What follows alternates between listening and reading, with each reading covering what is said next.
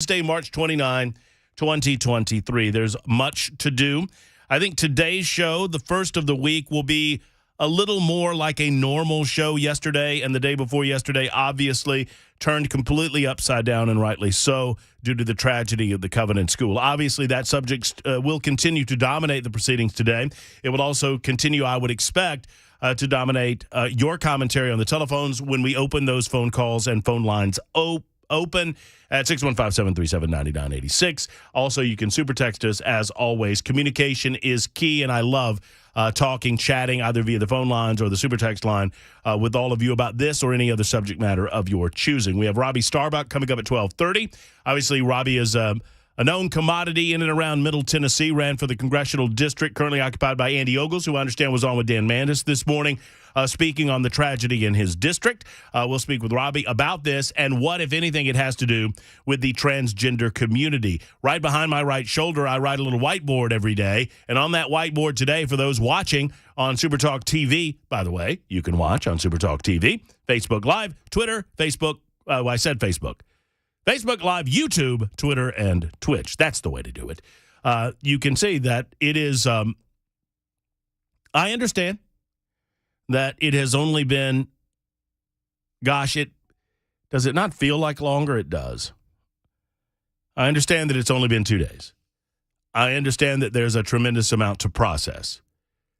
But at some point, you're either going to need to release the documents that this individual possessed in her home that we are referring to as a manifesto of some sort to the public so that we may digest it, so that we may better understand and learn from it, or you don't. And if you don't, you need to explain why you're not. There is no investigation to foul. The perpetrator is dead. Thank God. There is no underlying premise, at least that I can understand, to prevent you outside of a desire to prevent the general public from understanding the motivations of the individual responsible for 6 people dead in Nashville, Tennessee. So, and 1754, I just saw it at the corner of my eye there on the super text line. 1754 just says something that I'm trying to shy away from. I don't know why we legitimize these insane people. And I do believe it's legitimizing insane people, calling it a manifesto. I don't know what it is about that word that it is automatically applied to crazy people doing crazy people crap. But I feel almost as if it's legitimizing whatever premise or purpose this individual had, and I'm not going to do that.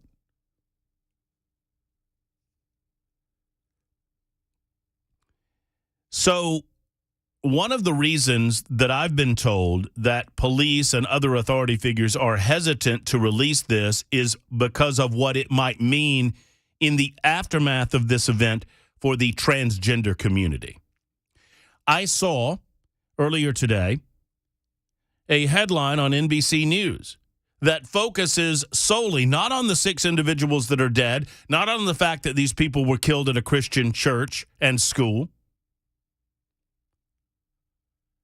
but focused on the, quote, trans community who say, oh, we fear for our lives, and now more than ever we fear for our lives. You fear for your life in Nashville? You've got a funny frickin' way of showing it. Every Thursday and Friday, I see the drag bus driving by the studios. And y'all are out there partying, and you're having a great time, and more power to you. Good for you. No one begrudges you that. I know of no conservative. I know of no libertarian. I know of no Tennessean that would tell you that you, if you're a guy, can't dress up in women's clothing, or if you're a female and you want to dress up in guys' clothing, and you do you amongst consenting adults, I know of no one that takes that away from you. I do know that the political left has completely mischaracterized certain elements involving you that went through the General Assembly, and it's a part of that mischaracterization that I believe in my heart, and I don't have any corroborating evidence on this yet, but I believe it's part of the reason they're not releasing this documentation. The media's insistence to mischaracterize what was going on in the General Assembly earlier this year, I believe, was a component in all of this. Obviously, I'm not laying any direct blame even on those media outlets. I wouldn't do that like they try to do to us when some nut job, so-called, quote-unquote, white supremacist shoots up a place and they want to blame talk radio for the matter. But by intentionally, knowingly mischaracterizing the drag show bill.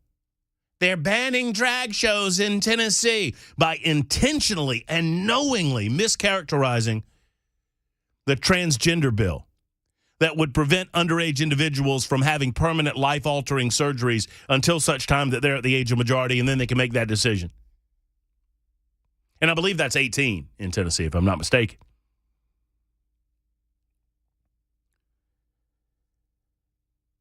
By intentionally mischaracterizing these things, you potentially plant seeds in otherwise mentally unstable individuals, and sometimes those seeds grow. I pray, God, that wasn't the case. I pray that you don't have blood on your hands in this regard. But instead of accepting that the complete and total mischaracterization and misinformation that was going out by major media outlets, not just outside of Tennessee, but in Tennessee, instead of just sitting down for a moment and shutting up and recognizing that they may in part be culpable for fanning the flames of insanity in this person, they're doubling down. As predicted by me, turning the perpetrator of the crime into the victim. Attempting to. You don't believe me? Go look at NBC Today. Go watch Terry Moran of ABC News. Go watch CNN or MSNBC.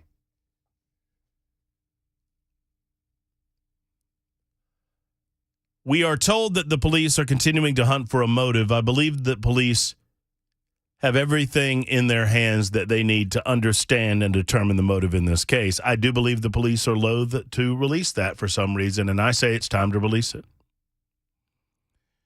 If not now, then just tell me when. I'm willing to wait. I'm not one to demand information at my pleasure, but just give me a reason why we can't get it out now that makes sense to me and tell us when it's going to come out. Now, as far as the political left goes, it occurred to me earlier that based on the analysis that they have given us as to their takeaway on this shooting Monday, an attack on the Christian faith, no question. Now, it's also my understanding, and I corroborated this last night with a source that I have with the Metro Nashville Police Department, and I think Brian Wilson had it first yesterday, and good for Brian utilizing his resources on Afternoon Drive, that the Opry Mills Mall was a targeted location, but I believe there is also a third potential targeted location that might have been a school as well. That aside for a moment, there's no question that the target was Christian-based, and there may or may not have been a purpose behind that. Obviously, we were told the individual went to the school. A person that you will not hear me name, by the way, because I try not to do it. It's not a hard and fast rule. Sometimes I'll slip up, but I try not to do that.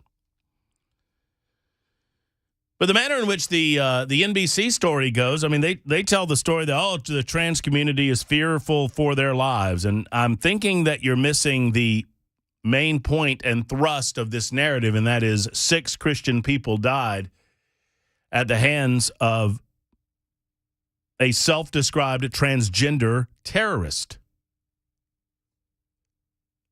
Well, she described herself as transgender, and by her actions, she is a terrorist. What else would you call that?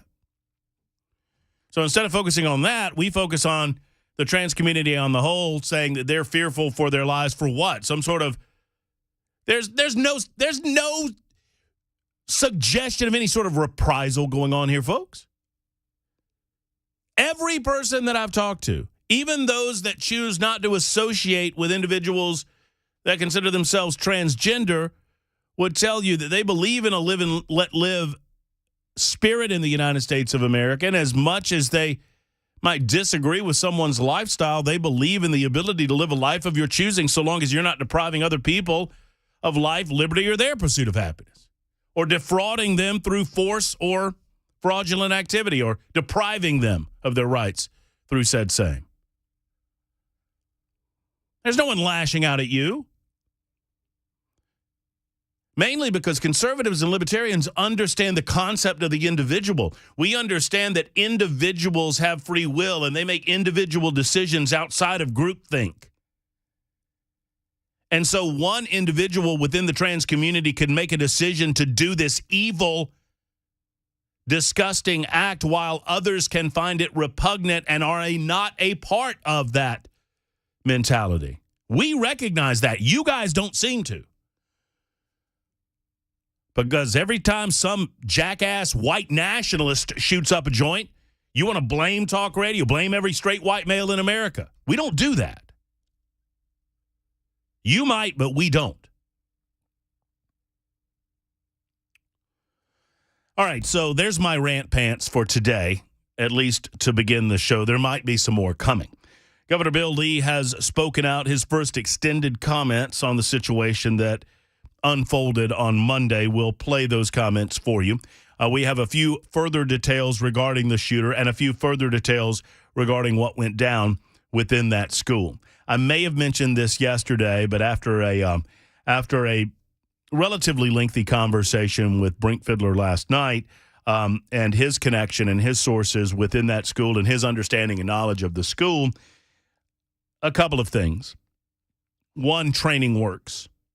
Not only training on the part of the police officers, which are rightly so being praised as heroes. They are absolute heroes, every single one of them, including the 2 officers that fired the fatal shots, of course.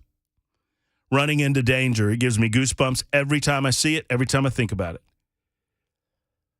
You thought they were acting swiftly when they were attempting to clear classrooms and bathrooms, and then they heard gunshots, and then you saw them get on it double time. Because they knew if they didn't, people could die. When somebody shouted shots fired halfway to the shooter's location in the lobby on the 2nd floor, they ran even faster. Never paused. Never paused. But not just their training, but the training of the teachers and the administrators and the staff members of the school. Understanding what to do means that people are alive today. God bless them for receiving that training, and God bless them for paying attention to it enough that they knew what to do in these circumstances. It is my understanding that these 6 people that died, all of them were in hallways. They were in exposed areas. Everyone who got themselves into a safe area survived this god-awful attack. I think people also have to realize that Engelbert obviously has gone through a lot of firearms training, because that guy popped her with the first bullet while alarms are going off, people around him are screaming, there's gunfire happening, and he did it on the first try. Boom. And that ain't easy. You know, I'm not comparing these two things in any way. Don't get me wrong. I'm just relating this to a personal experience that I went through just a few weeks ago.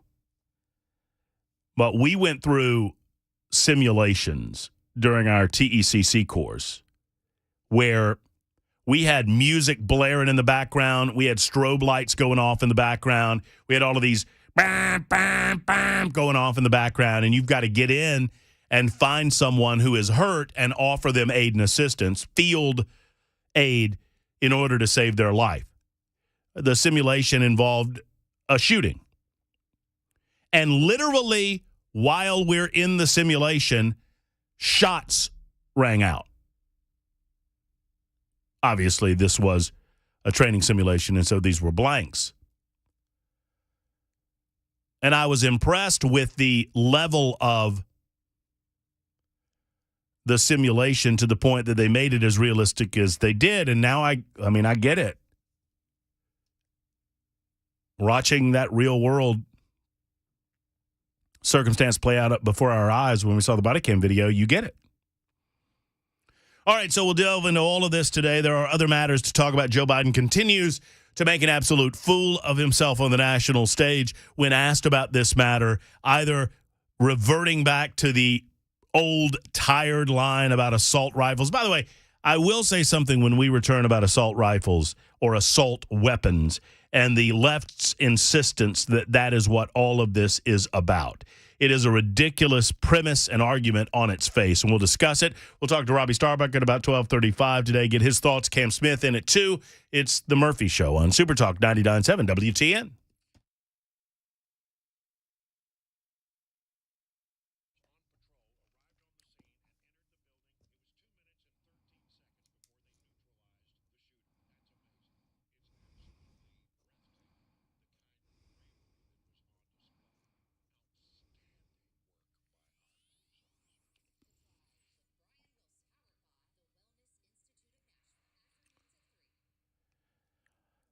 All right, gentlemen, let's talk about your health. I understand you don't like to pay attention to your numbers, right? You know, your blood pressure, your cholesterol, or whatever the number might be, because that's how guys are, right? We just like to get it done on a day-to-day basis, and you know what? Let the chips fall where they may. But if you're letting the chips fall where they may, you might feel sluggish or tired or out of breath or unable to do the daily chores and tasks that you used to be able to accomplish, and there might be a specific reason for that. Go get checked at the Tennessee Men's Clinic and allow them to check you out from tip to stern. They'll take some blood work from you, and they'll see what's going on. And then they can recommend a diagnosis, not just a diagnosis, but an action plan to get you back with the energy level that you deserve to have. Plus, gentlemen, let's face it, sometimes, I think it's half the men by the time they're the age of 50, have dealt with some form or fashion of, lack of enthusiasm or umph in the bedroom. And if that's the case, Tennessee Men's Clinic is the place. TennesseeMen'sClinic.com. That's TennesseeMen'sClinic.com. They'll see you for less than $100, and they'll completely evaluate you and get you a plan of action, a plan of success. On the phone, 615-208-9090. 2 locations. Did I mention this? One in downtown Nashville, one in Cool Springs. 208-9090 for Tennessee Men's Clinic.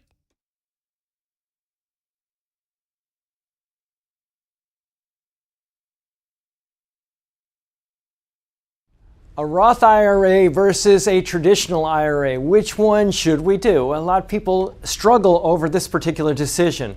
And I'll just give you a couple tools to figure out what might be better for you. Think about it this way. Let's say if I had $1,000 that I was thinking about investing, that was income, $1,000 of income. With an IRA, let's say that you're in a 30% tax bracket. Let's say there is such a thing. And you want to put this money in an IRA. You're going to save $300 in taxes. Now, if you go post-tax with like a Roth IRA, this is how much goes into the Roth IRA. Now, let's say that later on down the road, we have this money and it didn't grow at all, just to keep the math really simple. And let's say that at some point in the future, you're in a lower tax bracket, because the way our tax system works is that your first income is taxed at a really low rate, and then you get up into higher rates, 10%, 12%, 22%, and so on and so forth. It gets higher. If you're earning income and you're at that particular tax rate up there, you might want to avoid that tax rate right now and take the income at a later point in time when you're in a lower average tax rate. Now let's say that you're in a 10% bracket down here when you pull the money. How much are you going to pay in taxes? 10% of $1,000 is $100. How much do you get to spend? $900. Well, even though I didn't have growth, I had growth because of the difference between my tax rate here and here. And that's the idea. That's one of the things that we look at. We look at Social Security taxation, income taxation, and a lot of factors that might drive you into higher or lower brackets in the future. If you want to learn more about our approach to investing and financial planning, go to paulwinkler.com and set up a free 15-minute phone call or call 615-851-1950.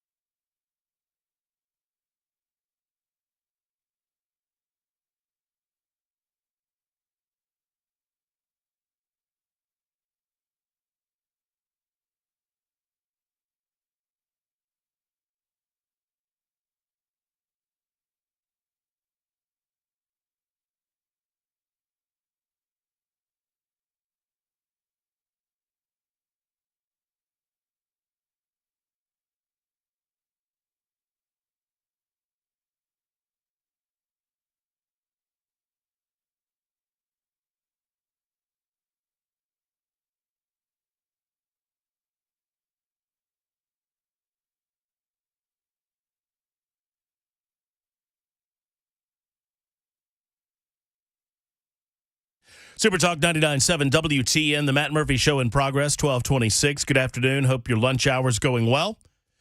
We'll try to catch you up to date on everything going on in the world and get you off back to work safe and sound.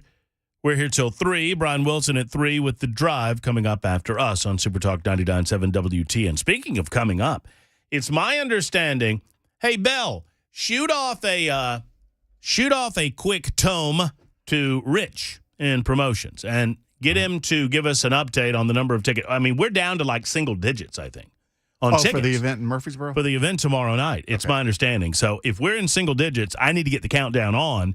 We need to go ahead and sell this thing out before 3 o'clock and be done with it. Tomorrow night, 6 o'clock is when the proceedings begin in Murfreesboro at Parthenon Grill. Would absolutely love to see you. A lot of us will be there. It's my understanding, I just heard from the horse's mouth that Johnny B will be there. And if there's a life of the party, his name is John Bozeman. And he'll be in Murfreesboro at Parthenon Grill. Great food, great people. That's you and us. We'll do a little broadcast from 6 until 8. I guess Brian will be there from 3 until 6, and then the rest of the crew will take over along with him. Obviously, there's much to discuss. A lot of heartbreaking stories going on, but a lot of love coming from our extended family at Super Talk 99.7 WTN. So let us know if you can go by going to 997WTN.com and signing up there. Space is limited, and I think we're about to max the joint out because earlier this morning I think there were 10 tickets left, and I believe that we have entered into single digits as we speak. Come on out and see us. Heck, I'll even buy you a roll. I'll give you an ink pen used by me and a free glass of water. How about that? You like that? Okay. Governor Bill Lee speaking out for the first time about the first time at length. I tell you what, it's a 5-minute clip, and I want to play all of it. And so we're not going to do this quite yet. I'll do that right after we speak to Robbie Starbuck coming up at 12:35. I would note this. We have talked quite a bit over the last several days about the dangerous nature of the job of a police officer and how it is impossible to give them enough love and accolades. Just to the south of our fair state in Huntsville, Alabama, a Huntsville police officer died, and another was critically wounded after being shot by a man who was captured after barricading himself inside of an apartment, according to authorities. This from the Associated Press piece related to the matter. A woman called 911 on yesterday afternoon, reported that she had been shot. Huntsville Deputy Police Chief Michael Johnson said That officers arrived at the scene. They found the shooting victim, whose injuries were not life-threatening. The suspect then fired at the two officers, hitting them both. He subsequently barricaded himself inside of an apartment. The officers were transported to a hospital, and one of the officers has died of his injuries. Alabama Attorney General Steve Marshall identified the officer as Officer Garrett Crumby, a 3-year veteran of the Huntsville Police Department who previously served 8 years with the Tuscaloosa Police Department in Tuscaloosa, Alabama. A.G. Marshall said the two officers were ambushed by an armed suspect when they arrived at the scene. Jail records show that the individual, Juan Robert Laws, 24, was arrested by the Alabama Law Enforcement Agency and booked into Madison County Jail on a charge of capital murder of a law enforcement officer. He's being held without bond. Such danger involved in the daily work of the police that serve our communities. Your thoughts and your prayers go out to the family of that officer. It's 1230 on Super Talk 99.7 WTN.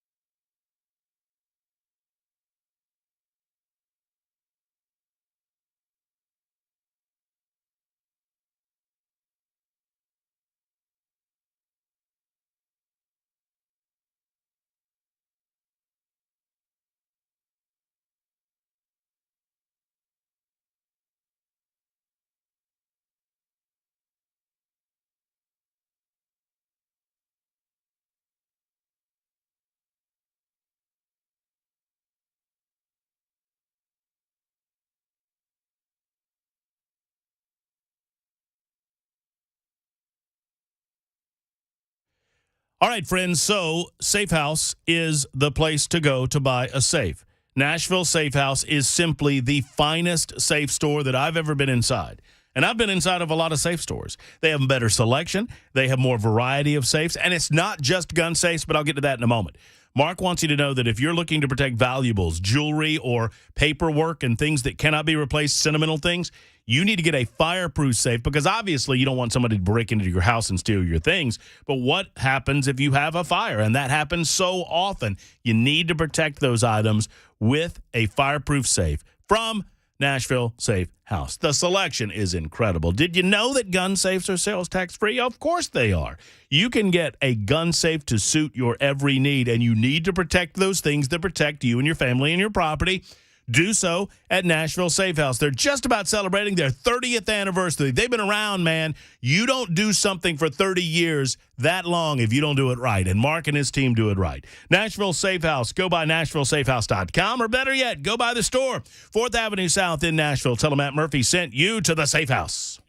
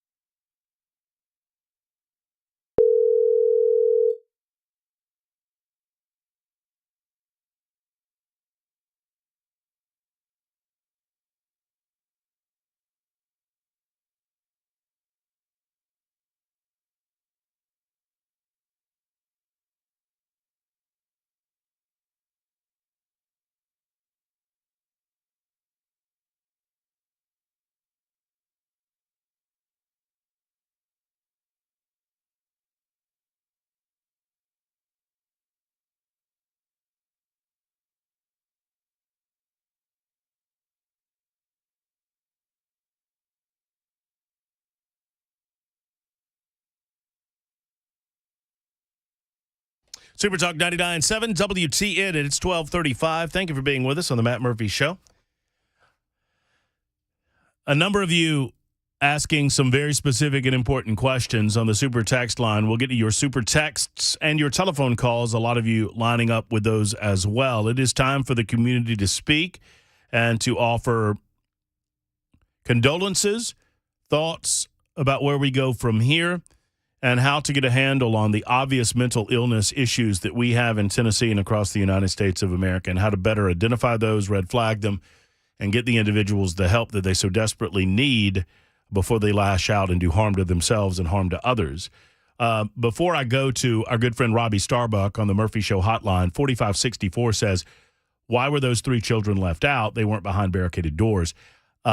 In the chaos, it's my understanding, and I don't have the exact particulars. I don't pretend that I do. What we know is that the individual shot out glass doors. And yes, hindsight's 20/20 on this, but if you've got a protective film over those doors, I've seen it with my own eyes. Defense Light is one of the companies that provides these. There's several others where you can shoot through the door and the bullet will go through the glass, but it will not shatter the glass, and you still have to have a rake, a police-grade rake, in order to get through that door. That said, I mean, obviously that is a learning situation at this stage of the proceedings. But the suspect then, she walked into the facility, she immediately killed the custodian, and we don't know the order of events after that. We know that the headmistress was on a Zoom call, and she left the Zoom call, and the people on the Zoom call heard shots. So we don't know exactly the order of events, but I do know that everyone that was killed in hallway areas, because the training that this school went through involved getting them behind closed doors, locking those closed doors, barricading themselves inside, and not coming out until someone comes in and gives them the all clear. And many of the students did that with their teachers, and some were able to get outside and run away from the facility, as they're also trained to do, many of them running toward a wood line and some of them running toward a fire station. So we'll speak on more of that coming up in just a moment. Let's get the thoughts of Robbie Starbuck in here. He's a good friend of the show and obviously a good friend of the community, and I know that your heart just weeps, as we all do, for the loss of these 3 children and these 3 adults. Robbie, good afternoon. Good afternoon. I wish it was under better circumstances, but like you said, I think everybody here, I mean, this has rocked the entire Middle Tennessee community.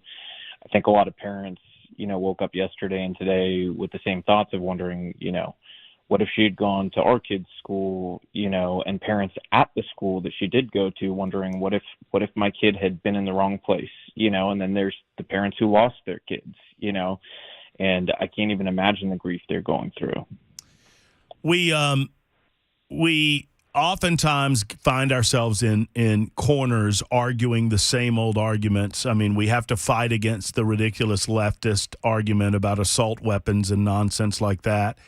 At the same time, I feel compelled to speak to the issue of mental illness and mental health in Tennessee and in the United States of America, and how to identify those individuals with significant and severe mental issues. And I would say, Robbie, that it does have to do with conversations about transgenderism, only in as much as I think some individuals are shielding their mental illness, which is separate and distinct from whatever gender dysphoria that they might have. They shield themselves by proclaiming gender dysphoria so that we can't get to the bottom of those that might have deeper-seated illness inside them. I hope that makes sense, what I'm saying. Yeah, I think on an overall, you're hitting the nail on the head in terms of something I've been personally very irritated with among all politicians, and it's that whenever one of these events happens, you see the left reflexively go to the gun control fight, okay? And then on the right, this is a non-starter for us. We're not going to go negotiate away our rights. And so it devolves into just this back and forth, arguing the same points over and over again. It doesn't matter how many times I show them the stats. It doesn't matter what the truth is to these people. And at some point, we need adults in the room to go, look, we are not going to agree on this issue, but there is a whole lot we can't agree on. And if we can't agree on it, we are in much more trouble than anybody is talking about. Because if we can't agree on the fact that we need fortified doors and windows, and we need to protect the entryways of these schools, and that schools and children deserve at least the same security we have at courthouses and at, state houses where politicians are, then we've got serious problems that are beyond fixing, I think. And so we really need to have this conversation and say that it's worth it for our kids to fund the mental health interventions that we could be funding. And it's worth it to fund these, measures to protect our kids. And if we can't do that, I'm so disappointed with the adults not being able to get in the room and do the right thing. This is beyond politics. Nobody should be thinking about fundraising schemes and things like that, which unfortunately happens in politics. People are thinking about fundraising emails they're sending out on the backs of a tragedy. That should never happen. We should be focused solely on, hey, you know what? We got elected to do a job. How are we going to do that job?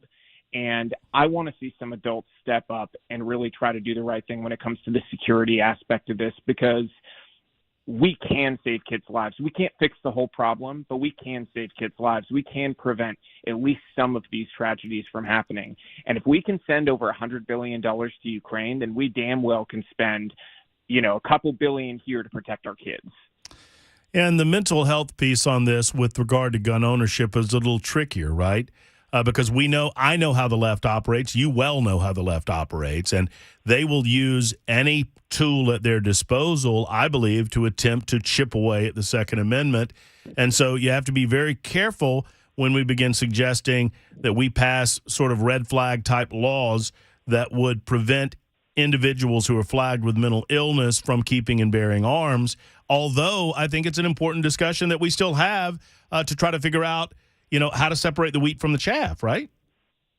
I think you can fix this well before you ever get to that point of needing to even discuss red flag laws and things along those lines. Because for me, I'm very sensitive to any infringement on gun rights because, my family came from Cuba and, it's very easy for me to just go, hey, what would have happened in Cuba if people had been able to keep their guns? And I think we all know that Cuba would be in a different place. So it's a slippery slope to start with any one of these things the left likes to propose. And if you look at just the proof, the number one state for mass shootings in raw numbers, and this is for the past decade, is California. And the number one per capita, because that's the first thing the left will go to, is per capita shootings, though, is Delaware, okay, another state controlled entirely by Democrats, both states, California and Delaware. And then third place is Illinois, okay, all controlled by Democrats. They all have great ratings for, quote, gun control laws, and yet they're at the tops of the list when it comes to mass shootings specifically. So all of these things they're proposing, to me, are non-starters. But you can help fix some of this problem early on by intervening when you see signs of mental health issues. And everybody knows when they see these signs, okay? They're not particularly difficult to diagnose. What is difficult is how you intervene. Do you have the ability to intervene? And this can happen on a school level. It can happen on a family level. And knowing that tools are there. So if you come from a poverty-stricken area, what tools do you have to make sure that somebody who's experiencing mental distress is actually getting help for it? Whereas in the past, maybe they would not have been able to. And I think there's a number of these types of things we can look at and get done. And I think the trick to them is to make sure that, let's say in the trans case, that you have specifically written legislation to ensure the left can't misuse this money. You need to make sure that things like, they can't push through, you can only have gender affirmative, quote unquote, care, because to them, that's actually saying, hey, you've got to transition them to the opposite sex. That's not talk therapy. That's not actually helping someone.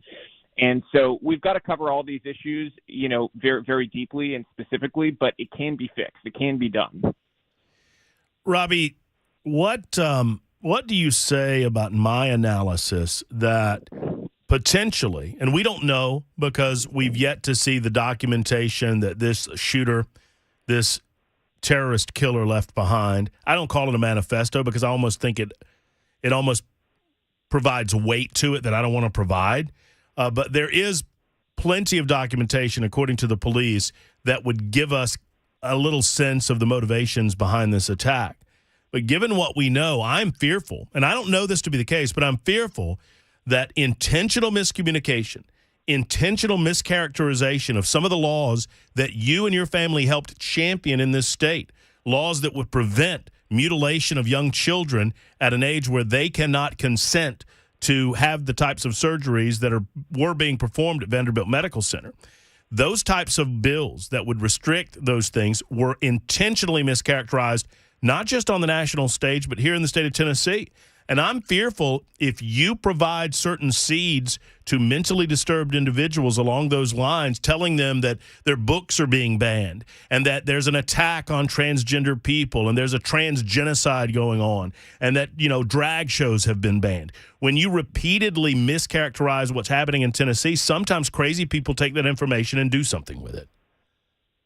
You're absolutely right. I mean, and you struck on a personal point for me and my family is, we've had plenty of people reach out and say, you guys are potential targets. What are you doing on security and stuff like that? And, we have had security and we've beefed up security and things like that. But, it's something that goes with the territory, unfortunately. And that tells you a lot about where we're at in America is that, me and my wife, we did something very, very simple. We advocated and fought for a law that would ensure that children don't get sex changes, that you have to make that decision when you're an adult.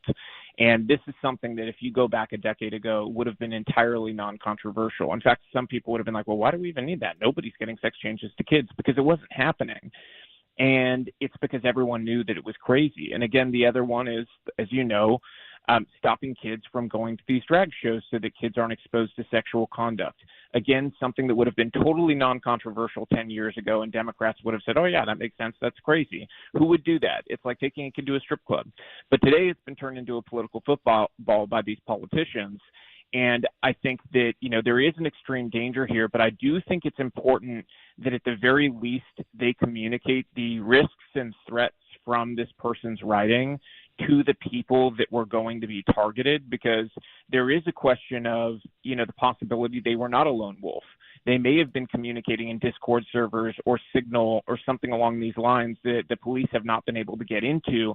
And in that case, there's a possibility there's a continued threat. The FBI's top former profiler came out 2 days ago, the day of the shooting, and said they're concerned that there's going to be either copycat incidences here in Middle Tennessee, or that there could be, a case of them having been, working with somebody privately, and this may not be the end. And so there are concerns about these things, and I think law enforcement should be communicating with the people who are on the list or the businesses and churches or schools that were being targeted, because there are reports, that they considered another school, but there was too much security. And I think you've got to at least communicate those threats so that the appropriate action can be taken to beef up security. But I do think this is a seminal case and a moment in America about mental illness and where a certain movement is going. And the reality is this transgender movement is the new highest per capita growing threat when it comes to mass shootings. So I do think that understanding the ideology and the threat is important for, most of America who is not totally aware of how radical some of these groups are. And I think that having that out there may do some good for people who are asleep to this problem, for them to wake up and understand. There's always the risk of copycats, but to be honest, I think that risk is already baked in from virtue of how big the media response to this was. And so to me, I think the upsides of informing people outweighs the risk of releasing it. I'm always sort of, predisposed towards transparency. No doubt. Well, and two, and I love the way that you said what you said, because I do not want to fall into the trap and play the liberals' games along their rules, because anytime a straight white male does something heinous and evil like this, they automatically jump into the same old tropes. They blame Trump, or they blame rhetoric on talk radio. They want to blame the rest of the straight white male community. And obviously we recognize that individuals are just that, individuals. However, individuals can be led, if there is madness in them, down a road where they would commit an act such as this by being roused up within the community that they find themselves in. And I think there's a difference in saying that and blaming other transgendered people for the actions of one individual. Would you agree? Oh, yeah. No, I definitely agree. I am concerned, though, when I look at the landscape right now, we have to keep in mind this attack happened during, the week of, quote, trans visibility, okay? And in the same week that transgender activist groups are hosting something called the Trans Day of Vengeance, okay? And it comes in a time where we're seeing increasingly photos of these activists showing up at state houses wearing T-shirts saying, trans rights or else, with photos of weapons on the shirts. Okay, so there's a clear and growing threat that there are radicals within this group. And I think that, some sort of knowledge and education that there is a growing domestic terror threat within this group, targeting conservative individuals, targeting Christians, is something that, we do have to have out there and have the conversation about.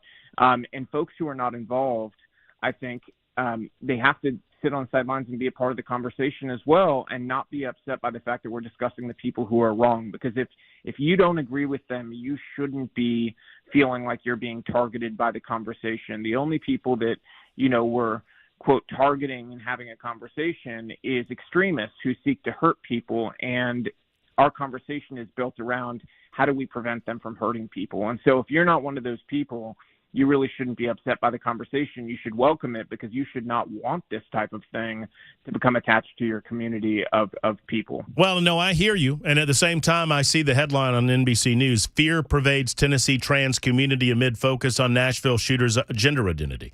Quote, we're fearing for our lives. Now it's even worse. I don't know who these people are that are fearing for their lives in Tennessee. I think they're making this up. Yeah, it's disgusting. I saw this. I also saw New York Times and USA Today apologized for misgendering the shooter. Oh, stop it. And I saw Routers, okay, who, by the way, did a hit piece on me and my wife literally one day before the shooting, about framing us as these evil people who were responsible for these laws, and that, we hated gay people, and that, framing all of these people as the victims. And this happened one day before. That same writer wrote a piece yesterday where they waited until the 13th paragraph to mention they were trans, and the headline that they ran with and the narrative they ran with was former Christian school student commits mass shooting. Okay. It's so disingenuous. Our media is so broken, so poisonous. It is the reason why you see people latching on to conspiracy theories right now, which is something I would just say has personally made me very upset today, seeing all these conspiracies going around about shoes and other things. They've all been debunked. It's all BS. But the reason people are even thinking about this stuff or even considering it is because they can't trust the media. And it's because of this stuff they're doing right now, where they're trying to victimize a group of people who had no part of the actual victimhood in this fight. Okay, they're not saying Christians were attacked. They're highlighting instead that some trans people feel afraid that they're going to be attacked now, the day after a trans mass killer slaughtered Christians, including 3 little kids. That's disgusting. I'll never trust a media outlet who could do something like that. Amen. Well said. Thank you so much for your words of wisdom, Robbie. We always enjoy having you on to get your perspective. We'll do it again soon. Thank you. Robbie Starbuck, everybody, 1253 Super Talk.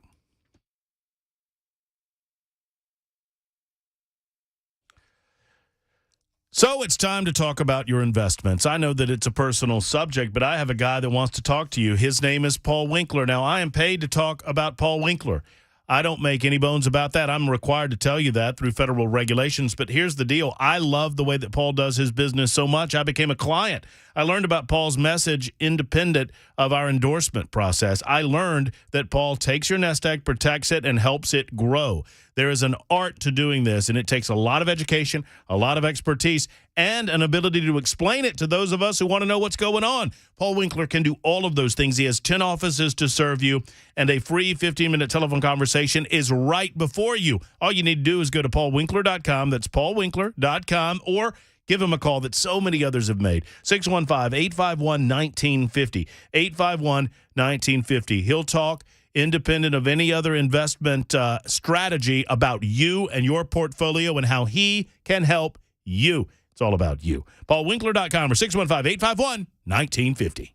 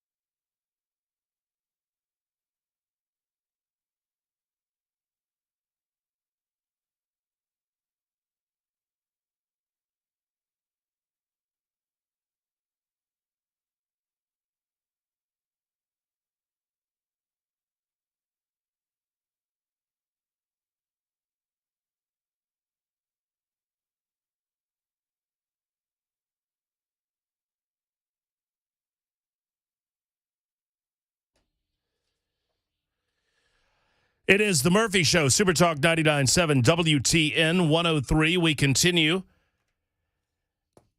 our afternoon adventure on this Wednesday. Thank you for being with us. We're here till 3. Brian Wilson and the drive after that. Join us at the Parthenon Grill as we break bread with you tomorrow night. Brian's there starting at 3, but we'll all gather around the radio at about 6 o'clock and do a broadcast from 6 until 8 o'clock, if I'm not mistaken. That all happens at the Parthenon Grill in Murfreesboro. My town, baby. I know it's not spelled it's my borough. Murfreesboro. That's not spelled the same, but you get what I'm saying. Come on out and see us, 997WTN.com for more information, 997WTN.com. There are a skinny few tickets left available. There was a maximum capacity, and we have reached it. At least we're nearabouts there. So you need to grab your tickets if you're planning on going, and we would love to see you. Obviously, continuing to dissect the aftermath of the tragic events of Monday involving the Covenant School and the 6 dead. And the propaganda continues. NBC News is propaganda. This propaganda piece from NBC News. Here's the headline. Fear pervades Tennessee's trans community amid focus on Nashville shooter's gender identity. We were already fearing for our lives. Now it's even worse, one transgender advocate in the state said. Allow me to read you some of this garbage, which somehow presents that the LGBTQ plus community is the victim here. Transgendered people aren't the victims here. A transgendered person was the assailant here. I can't believe I need to say that to an organization like NBC News, but apparently I do. Mike Hill was the victim. Catherine Kuntz was a victim. Cynthia Peake, William Kinney, Haley Scruggs, Evelyn Dykhouse. Those are the victims. 2 9-year-olds, one a week before turning 9. Those are the victims. Here's the story. Shortly after the news broke Monday of the fatal shooting at a private Christian academy and Nashville Elementary School, police said the suspect was transgender. This detail, according to trans people in the state, has poured fuel on an already combustive environment that has led many of them to fear for their safety. Who in the trans community fears for their safety in the state of Tennessee? If you fear for your safety and you are a transgendered person, please talk to me, because I can calm those fears. If you are fearing for your safety, you are doing so because of miscommunication and mischaracterization. There are people telling you that people hate you that don't hate you. In the Christian community particularly, you are loved. You might be thought of as misguided, but you're loved. I don't know of a single Christian person that wants to do harm to transgendered people. Unless, obviously, those individuals are posing a real and direct threat to themselves or to their family. But absent that,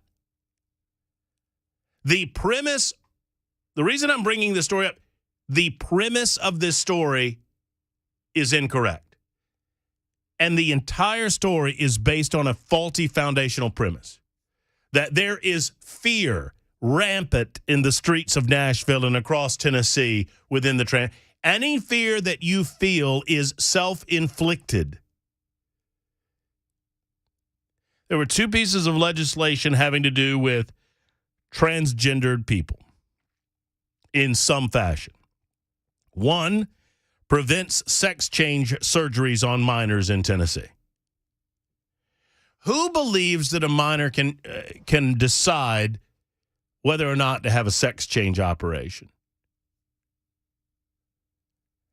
And we're told when we have this conversation, wait a minute, Matt, many of these people are going to kill themselves if that. No, I have seen no data that suggests that that's true.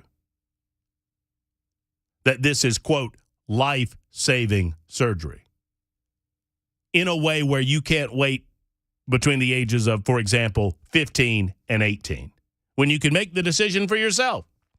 The second piece was to avoid, I have to laugh to keep from crying here.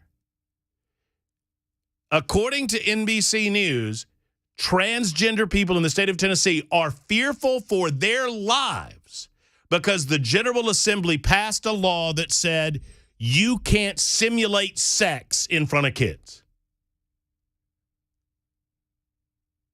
That's all. It didn't ban drag shows. It has become a good way for me to know whether or not the person that I'm listening to or talking to is an absolute idiot or not. Because at this stage in the proceedings, you are being willfully ignorant if you think Tennessee has banned drag shows. And willful ignorance equals moron in my estimation. Police say Audrey Hale, who was killed by responding officers, fatally shot 3 9-year-old students and 3 staffers at the coveted school. You don't have to rely on police here, NBC. There's video of it, too. Though police have said there's no known motive for the shooting, they know the motive. They haven't released it, but neither here nor there. Some conservatives have blamed the shooting on the suspect's gender identity. Who has done that? I haven't heard them. Well, and if they do, they're only trying to fill a void where releasing of the manifesto or the documentation would tell us beyond a shadow of a doubt. They get past, it's very quick in this story, they get past the details of what they ought to be focusing on, and that is the life-saving heroics of the police officers as well as the life-saving actions on the part of the teachers in that class. Within 10 minutes of police saying, I'm back to the story here. Within 10 minutes of police saying that the suspect was transgender, the hashtag transterrorism trended on Twitter. Around the same time, Republican lawmakers, including Senator J.D. Vance of Ohio and conservative firebrand Marjorie Taylor Greene of Georgia, insinuated in social media posts that the shooter's gender identity played a role in the shooting. And by Tuesday morning, the cover of the New York Post read, "Transgender Killer Targets Christian School." So is the media organization at NBC suggesting that we should not identify this person as they choose to be identified? It was a transgender killer, was it not? Would you prefer that we call her a woman? I mean, you just tell me, because it seems like you've figured out an analysis by which you win either way. You blame the victims here for even identifying the shooter as the shooter wanted to be identified, as transgender. Kim Spoon, who is a trans activist based in Knoxville, Tennessee, said this in the NBC article. Quote, "We are terrified for the LGBTQ community here. More blood's going to be shed, and it's not going to be shed in a school," Kim said. Denise Sadler, a drag performer who is transgender, said she had already hired 4 armed guards before Monday's shooting to secure a drag show that she's hosting at a bar in Nashville this weekend. Following the anti-trans rhetoric spawned by the shooting, Sadler said she's now planning to hire 8. You don't know if the shooter's gender identity is going to trigger a community of people who already hated us to come and try to shoot us to prove a point, Sadler said. At the end of the day, there's a lot of hurt going on. There's a lot of anger going on. There's a lot of confusion going on. Confusion fomented by media narratives like the one that I'm relating to you right now. I know plenty of people that don't like the lifestyle led by drag performers. I don't know of any of them that want to do harm to these people. And I don't believe they do either. I believe in a lot of ways these individuals equate someone disagreeing with their lifestyle with hate.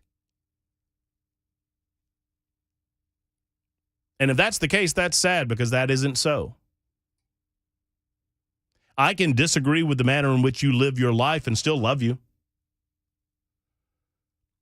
Hell, just ask my sister. 114 Super Talk 99.7 WTN. Mark is next. Hey, Mark, thank you for holding. How are you? Hey, I'm good, Matt. How you doing? I'm doing well. Thanks for calling in. Hey, I know the school had the active shooter defense system installed. Is the alarm system part of that? No. What Brink does with Defenda Systems is not like, I mean, he can recommend alarm systems and he can recommend technologies that you could install in the school, but his is more of a training of people, not of an installing of equipment. Okay. The reason I'm asking, this morning on Fox 17, the local news, they said that Evelyn had went out to pull the alarm and to set the alarm off, the little girl that got killed. And I was just wondering why she did that. Well, I've seen that, Mark, and here's all I'll say about that. I saw that first in the Daily Mail, and the Daily Mail did not go into any detail about how they knew that, outside of that it was reported by a member of the family, if I'm remembering correctly. I spoke to a couple of my sources last night that could not confirm that to be the case. As a matter of fact, when I spoke to Brink, he specifically said that the technology embedded in fire alarms, they will know if the fire alarm went off because it was pulled or if it went off because of the muzzle smoke created by the amount of gunfire that was going on, which is very possible. So right. The story got out, and I don't think anyone's questioning it because I don't think we definitively know quite yet whether or not this young lady pulled that fire alarm or not. Right. Okay. That's just what I was wondering. I was just hoping that wasn't the case because for her to have to, to go out and do that, then that happened to her. Okay, I mean, and I'm not saying it didn't happen. Let me be real clear here because I understand people are going to be sensitive on this point. All I'm telling you, and if there is information out there that I missed, it is entirely possible. And you guys, please super text me with the links or let me know where that info is. But I saw the story on the Daily Mail. It's been roundly repeated, and I understand why. It's one of those anecdotal stories that tears at our heartstrings. I get it. But I think at some point we'll know whether or not the fire alarm went off because of muzzle smoke or because it was physically pulled by someone. And at that point, we can pretty quickly determine how that all happened. But I've heard that story. JC is next in Nashville with a thought on the shooting. Hey, JC, good afternoon. Hey, guys. Thanks. Appreciate the time. Yeah, of course. Enjoy the show. I take a little bit of a different stance, as far as I'm a lifelong Republican, and I'm 100% certain that all the policies and the things that happen on the left and the thing that they promote and their agenda is not going to work in this country. And but I also take, I don't like the way our party does cover gun control. And I think, I don't question the Second Amendment, but I do question being able to own assault rifles and not having some elevated level of registration, responsibility, or just making it harder, right? I don't believe that if we open that door that the left is going to be able to ram through there and get rid of all guns and take up everybody's guns. I don't believe that. And I think that's like a false narrative. But I do believe that assault weapons are 100% made to kill as many humans as quickly and as efficiently as possible. And glorifying the ownership of these type weapons, it's not the right thing to be doing in the country. I think that if the people that do have them, I think you should be there should be a large barrier to entry. The fact is this girl, the shooter, and you call her the assailant, but the shooter grew up in one of the wealthiest neighborhoods in town, probably had the best health care in town, probably had the best mental health, health that you could have. In other words, I hear our party say we got to cover it's a mental health issue. You can't solve mental health. It will never happen. And for this girl to be in the mental state that she was and to own these type of weapons, it's not okay. And if we continue as a party to make it simple and lower the barrier to entry to kind of get these type of weapons, if we continue down this path, then we will lose the silent majority, because finally they're going to get fed up because of this one issue, and they're going to go over to the left, and then the whole country is going to be screwed. So I would like to see our politicians kind of move forward and move past this, and don't be so scared of a little bit of enhanced registration responsibility to own weapons of war. Okay, so JC, I could talk to you all day. I think this is an incredibly important conversation to have, and you said a lot of things to unpack there. When you talk about making it more difficult to own what are classified as assault weapons, ARs, one, I disagree with a couple of things you said, but I'm not gonna pick nits on you, because I think your broader point is a very important one. I disagree that the guns that we're talking about are made, quote, to kill as many people as possible. Otherwise, they would be fully automatic. No, JC, pardon me. I didn't interrupt you. Can I finish my sentence before you interrupt me? Yes. Okay. You said that they're made to kill as many people as possible, as quickly as possible. If that's the case, why don't we allow for the sale of automatic weapons in the United States? See, you understand what I'm saying? If that was the goal, then why aren't they fully automatic? It's not the goal. That doesn't mean they're not made to kill as many people as possible. I have a Daniel Defense 5.56, JC. It is functionally outside of the ability for me to put a larger magazine in it. No different than a hunting rifle in terms of its operation. Apples and oranges here. It is not apples and oranges, JC. I don't think you understand I don't think you understand the guns you're talking about. I really don't. We're talking about an AR-15. Do not believe you understand the guns you're talking about. With all due respect, but I don't want to bog down on it because I think your broader point's more important. But I would encourage you to research these weapons and to now. If you want to talk magazine capacity, I'm happy to do that. If you want to, but an AR does not function any differently than a hunting rifle. Outside of magazine capacity. Secondarily, that's fine. Secondarily, okay. Secondarily, that's important. The individuals that are arguing that it's all about getting guns, quote unquote, under control. Let me ask you this: do you believe that they have gone to? We need to get rid of these guns. Okay, fine. Let's say we do that. Let's just go with magazine capacity. I'm walking down this road with you. Let's get rid of all ARs. Let's ban all AR-15s in the United States of America. No. I'm saying that, JC, just listen to what I'm saying and you'll understand where I'm going with this, okay? Calm down. So let's ban all ARs. Did you know that over 97% of the murders in the United States of America are committed by handguns? I'm sure they are. That's obvious. So do you think for a moment the left is going to stop at assault weapons? Or are they going to demand that handguns be regulated or even banned after that? I've got confidence.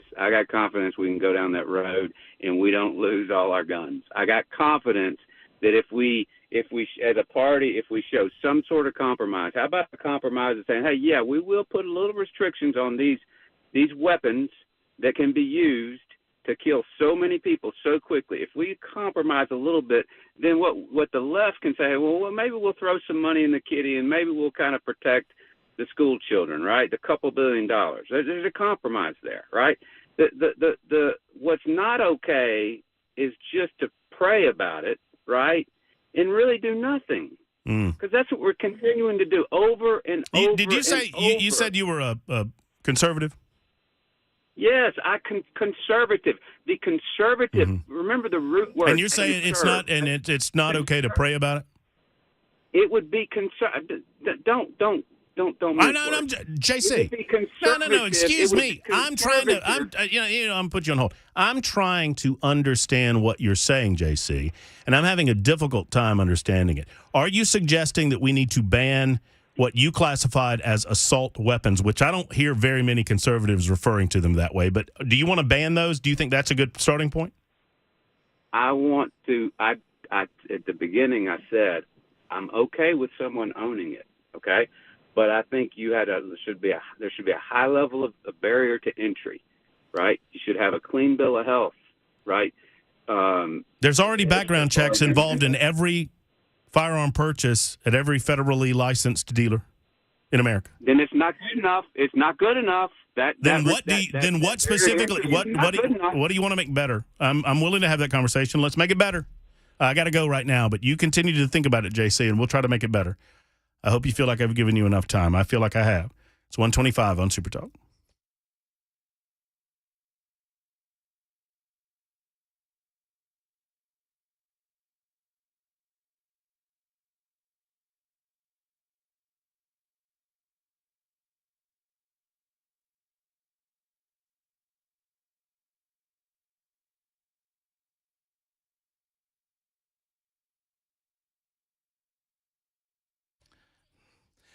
Boy, it's a tough decision, right? One of the toughest you're going to make when it comes to your home. Something goes wrong with your AC, right? You start utilizing that air conditioner over the spring months into the summer. Something goes wrong. Do you replace it or do you repair it? It's a big decision. Most companies are going to tell you to replace it because they make more money that way. Jeff Eddy of Efficient Heating and Cooling assures me, and I believe him as long as the day is, that he's never going to advise you to replace something that you don't need to replace. He's going to help you repair it and to understand what life you're going to get out of that. And sometimes he says, hey, look, I can get you another summer, but we're going to have to do this come up, next winter or whatnot. And that matters to me because that there's a level of trust there that you can believe in. He gets a lot of second opinions because he lays out those options for you to make the best decision for you. Whether you replace or repair, go Efficient Heating and Cooling, an Elite Pro partner with Rheem, 615-784-4424, or online at efficienthvac.net, efficienthvac.net.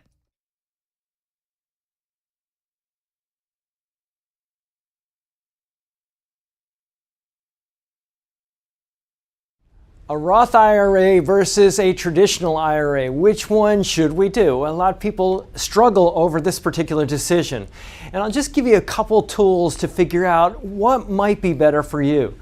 Think about it this way. Let's say if I had $1,000 that I was thinking about investing, that was income, $1,000 of income. With an IRA, let's say that you're in a 30% tax bracket. Let's say there is such a thing.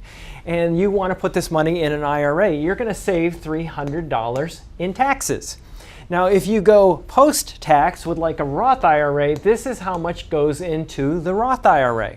Now, let's say that later on down the road, we have this money and it didn't grow at all, just to keep the math really simple. And let's say that at some point in the future, you're in a lower tax bracket, because the way our tax system works is that your first income is taxed at a really low rate, and then you get up into higher rates, 10%, 12%, 22%, and so on and so forth. It gets higher.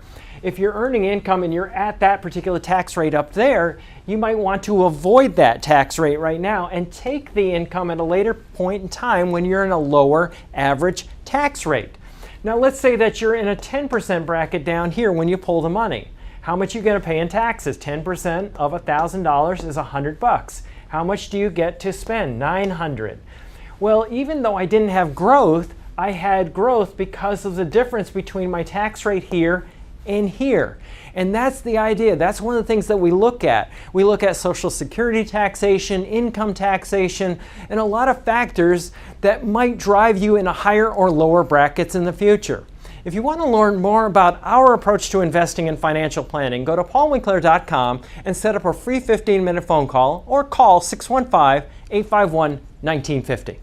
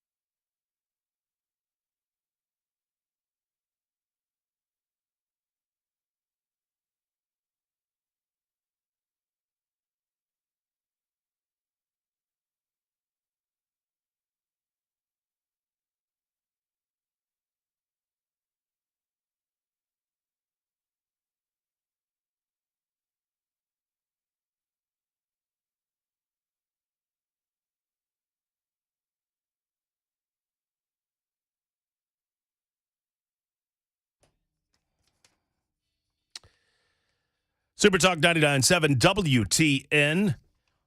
Jump back in on the phones coming up in mere moments, continuing to break down a variety of different subjects that are an aftermath of the tragedy of Monday. By the way, you just heard the voice of Dan Mandas highlighting our Parthenon Grill event. 8 tickets. I now have it from Rich. Here, look. See? He wrote it right there. That's either Bell K's handwriting or Rich's. 8 tickets left. So you want to be a part of this? I promise you do. At the Parthenon Grill tomorrow night. Go get a ticket at 997WTN.com. That's 997WTN.com. Your thoughts coming up, plus the thoughts of the governor of the state of Tennessee, Bill Lee. We will share his thoughts as posted last night by him and his family. They have a very personal connection to this tragedy that happened on Monday. We'll tell you all about it coming up on Super Talk 99.7 WTN.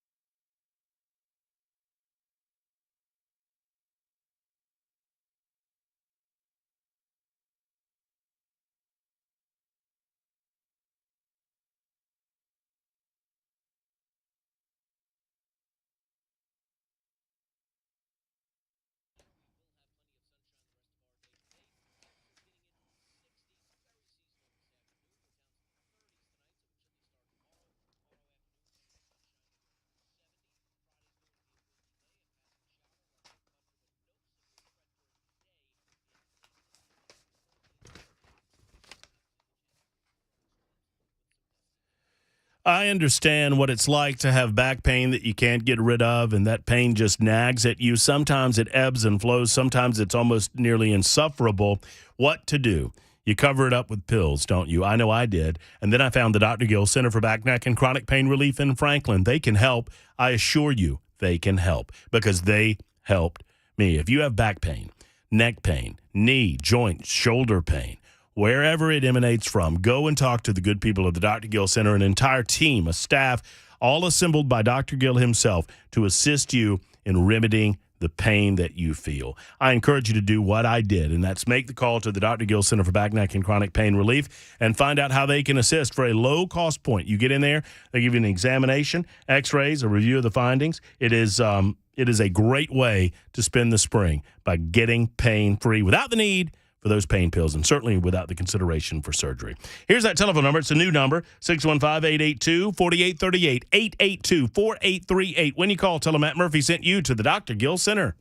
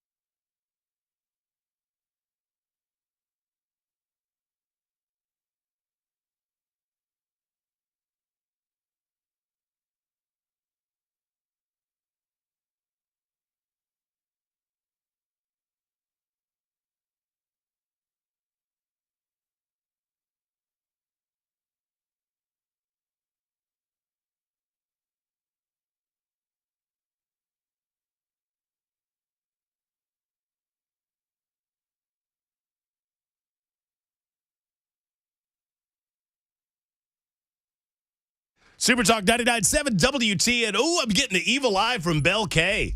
I like that. Because I almost was late. You were not where you were supposed to be. At the time that I was supposed to be. My bad. I was talking to my homeboys, Chris Weber and Mac Morey back there, about some stuff, about Parthenon Grill. They were both lamenting the fact that they would have duties here that would prevent them from coming. I said, Bell K could come if he wanted to, but he just doesn't want to. I don't go to Murfreesboro. Oh, is it because of that thing you were telling me that happened a few years ago? No. An unfortunate tractor incident? You were telling me all about it. You don't have to play coy now. 615-737-9986. Those sheep had no business on 615-737-9. Well, I mean, I told you I agreed with you, but that's not the way the law looked at it. 615-737-9986. Many of you commenting on JC's call. I got to say, you butchered that last phone conversation. Butchered? Well, here's the deal. I have every intention in the world of giving as much carte blanche as I can to individuals who, you can describe yourself any way you want to, and a lot of you are saying that guy's no conservative. If he looks at himself as a conservative, more power to him. I was trying to help him understand that there were some embedded premises in what he said that I did not interrupt that I think are factually inaccurate. And I understand that people would like, if possible, to strengthen background checks so as to prevent mentally ill people from getting guns. I get it. JC, I will take you at your word that that was the premise of your call. That all you want is to prevent mentally ill people from getting their hands on guns. And I'm willing to talk with you and work with you on that. I'm willing to talk to anybody about the balance of our rights given to us by God to self-defense and to defend ourselves against a tyrannical government written down by men, our founding fathers who created this country, fomenting those rights in our Constitution, in the Bill of Rights. Balance that against the safety and security of the American people, particularly when it comes to mentally ill individuals. I'm all about it. But I don't believe for a moment that's what Joe Biden cares about. I don't believe for a moment it's what the likes of AOC or Nancy Pelosi or Chuck Schumer and other Democrats in Washington, D.C. care about. They want a society rid of the ability to defend themselves so as to create a dynamic by which you are dependent on and you must supplement yourself to the federal government or the state authorities.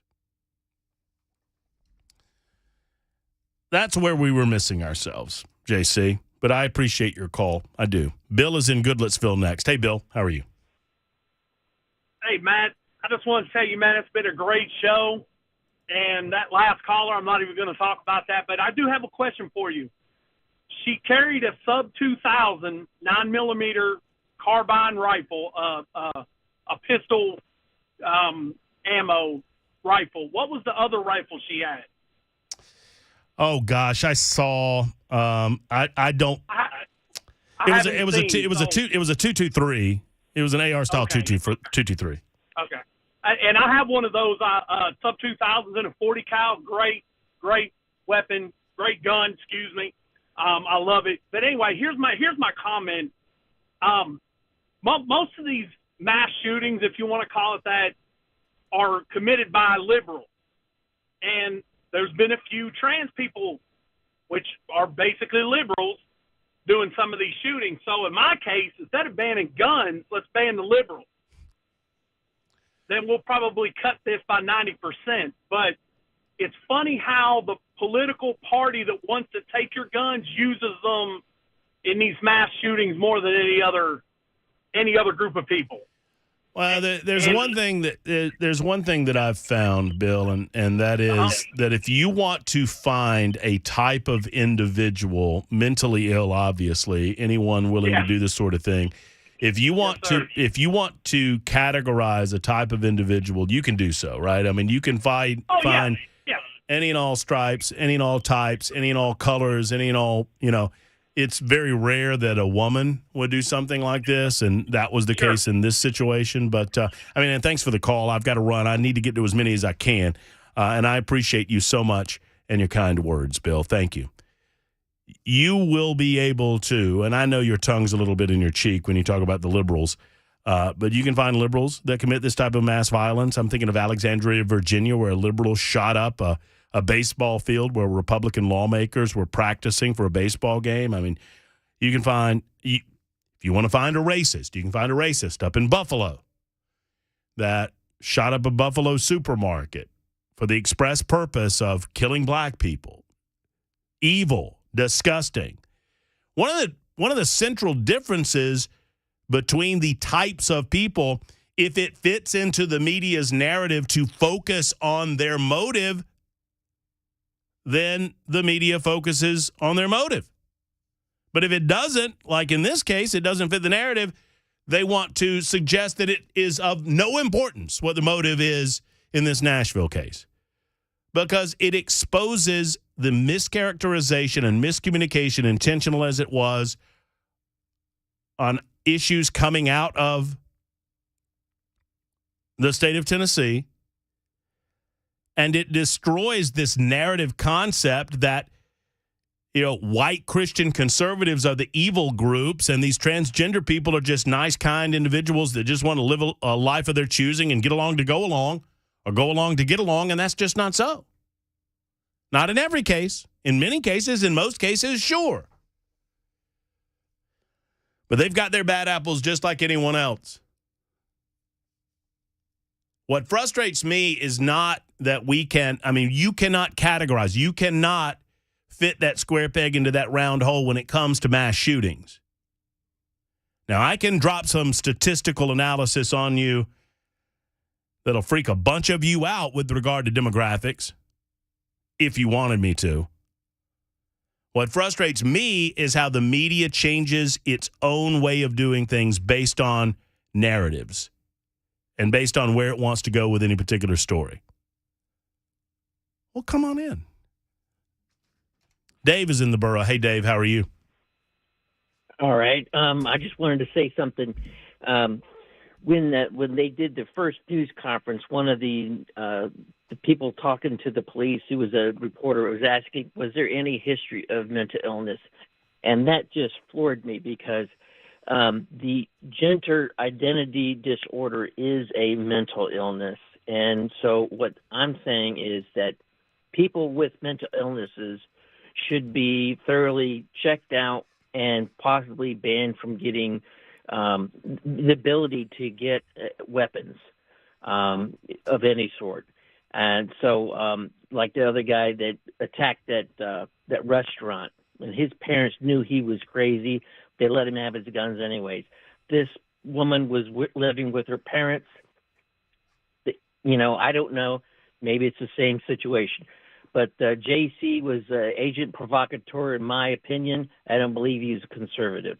But so that I called the governor's office, and I talked to local representative here in Tennessee, and I asked that people with mental illnesses should go through a tougher check or not be allowed to own weapons in Tennessee. And I'm a military veteran, so, and I believe in the Second Amendment. But people with mental illnesses, I don't think they should be able to do that sort of thing. Well, that's all I got to say. And thank you for the call, Dave, and I appreciate the succinct nature of it.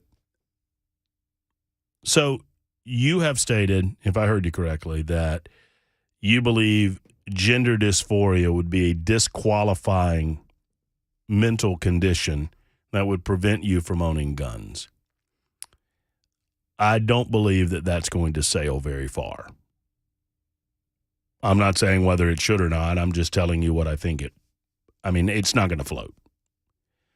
It's not going to float because you're caught categorizing people unfairly.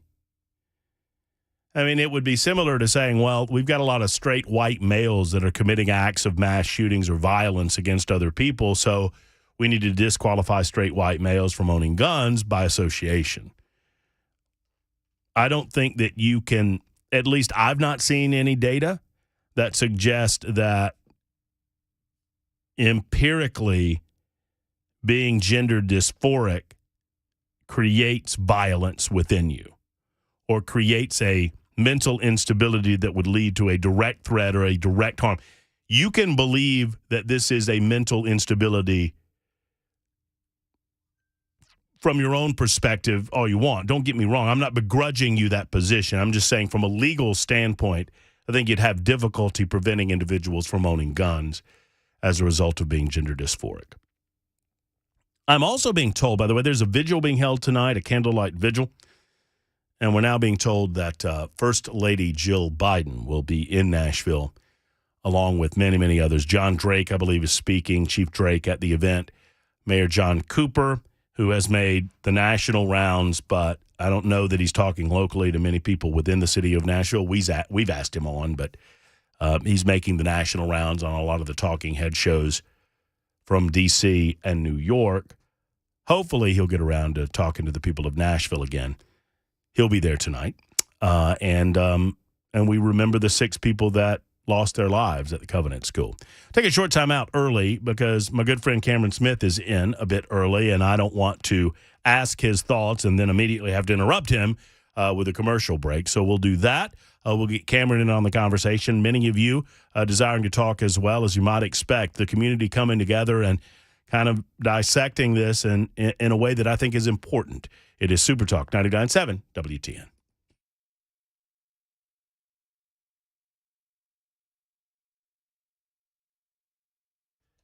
Paul Winkler and Paul Winkler's staff, he's got 10 separate offices to serve you. He has a location nearby, wherever you are within the sound of my voice. And Paul Winkler understands how to not just inform you on the best thing to do with your nest egg, and oftentimes there's more than just one, but also how to protect it. And that's the 2 things that he does really, really well. It's one thing that I took away when we first sat down and talked with Paul about becoming my financial planner. And he is my financial planner, and I want him to be yours. Now, I talk about him on the radio because I'm paid to do so.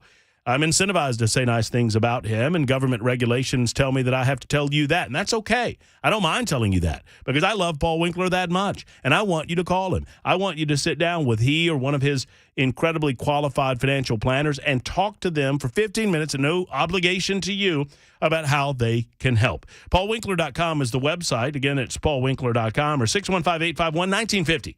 851-1950. Give him a call today. Stop by, or better yet, stop in. It's PaulWinkler.com.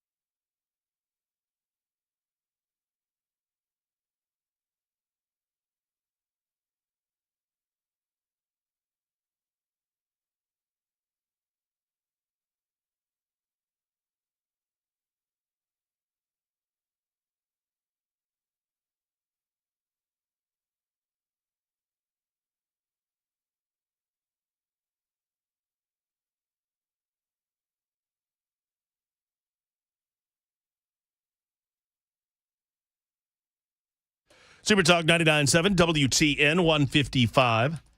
Thank you for being with us on a very difficult week in the city of Nashville and across the state of Tennessee. I promised that I would share with you the thoughts and comments of Governor Bill Lee. It's about a 5-minute piece. I do not want to interrupt it, and so we'll do that coming up in the 2 o'clock hour with our good friend Cameron Smith, who joins us a little bit early. Obviously, Cameron is a friend of the show. He's a friend of the radio station. He's a friend of this community and this state. And he's also the father of 4. And he joins us to talk about everything that's been going on this week. Cameron, good afternoon.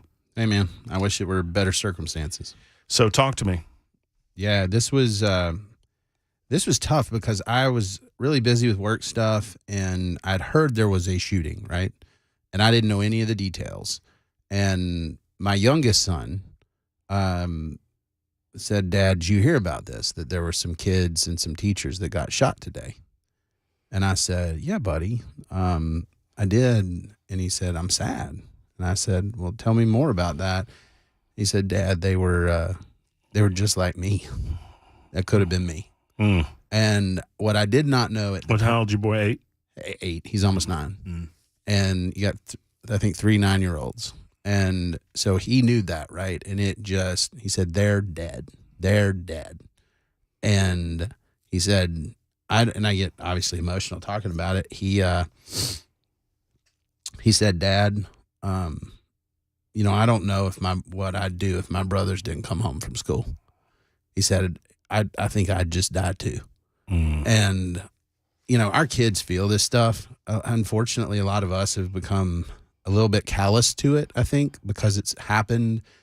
It has become part of our culture.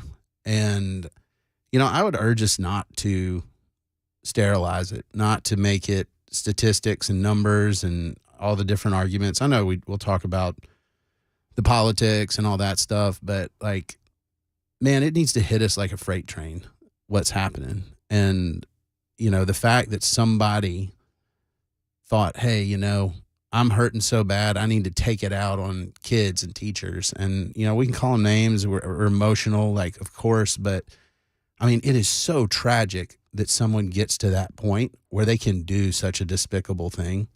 And I was talking about it with my boys and then kind of got the details, and it was at the Covenant School, and I went to Covenant Presbyterian Church as a kid, right? So I know folks that were in that school. I know kids that were there when that happened. And you said the substitute teacher was... It was one of my third grade teachers growing up. Cynthia Peak was her married name. Cynthia Peak was her married name, but my mom texted me the other morning, and she said it was Miss Broyles, and that was her maiden name. And I still, you remember things from your childhood, and I remember her voice, telling kids to line up in the hall and that kind of stuff. And it hits so close to home. And first, I think we need to feel it. It needs to matter to us. It can't just be like another thing. And then second, we got to stop retreating to our corners and have a little more robust discussion, which we're trying to do here today. We'll continue the discussion with you on the phones. So if you're there, Stephen, Andy, Carrie, Travis, hang in. We'll get to you. We'll hear from the governor, Governor Bill Lee, speaking out on this matter. It's very personal to him. Obviously, it would be one way or the other, but there's a particular personal note that he made note of in his remarks that were released yesterday. We'll discuss that, and we'll continue to break down the conversation. It is the Matt Murphy Show on Super Talk 99.7 WTN, online, 997WTN.com. Back in a second. Yeah, that was easy. Just don't look at Cameron and you won't. Right. Don't really listen to what he says.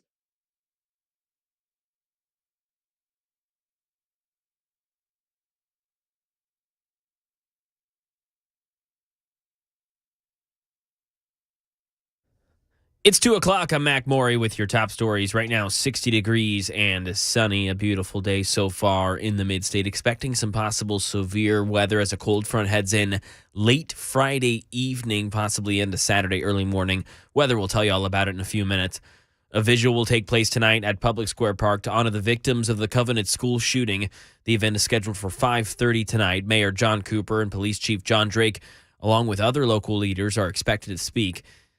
Here's Alex Stone. The adult victims all worked at the school. 61-year-old substitute teacher Cynthia Peak.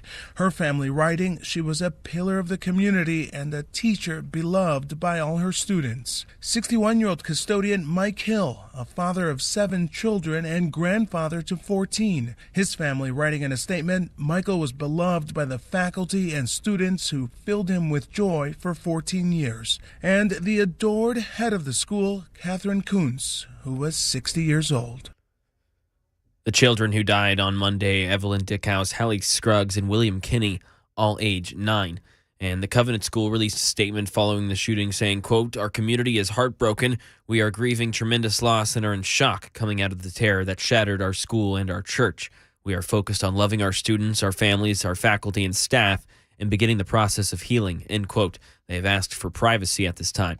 Popular actress Melissa Joanne Hart lives in Nashville and was driving in the Green Hills area when she and her husband found themselves assisting children who were escaping the terror unfolding at their school. My husband and I were on our way to school for conferences, and luckily our kids weren't in today, and we helped a class of kindergartners across a busy highway that were climbing out of the woods. They were trying to escape the shooter situation at their school. So we helped all these tiny little kids cross the road and get their teachers over there, and we helped a mom reunite with her children. And I don't know what to say anymore. It is just enough is enough, and just pray for the families.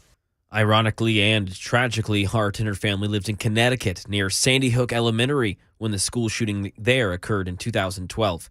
That is the latest news. Weather is next. I'm Mac Morey, WTN News.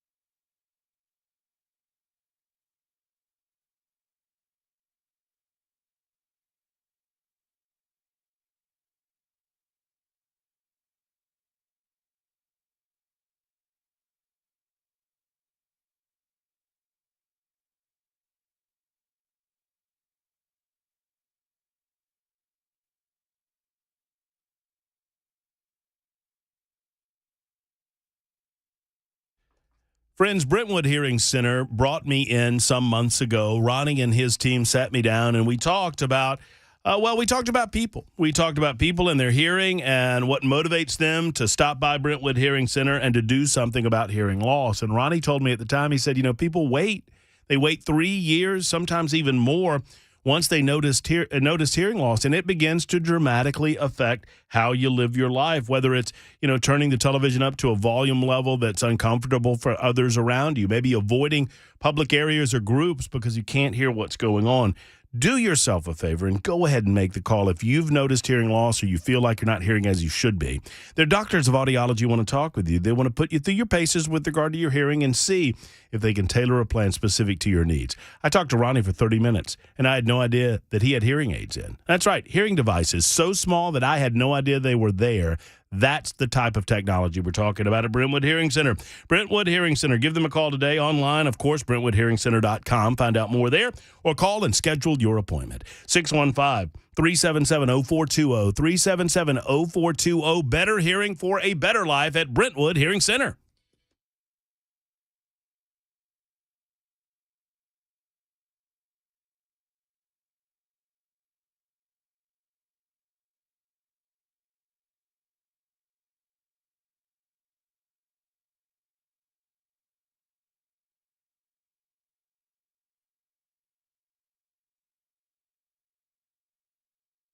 Super Talk 99.7 WTN, the Matt Murphy Show in progress. We continue. It's 2:05. Good afternoon.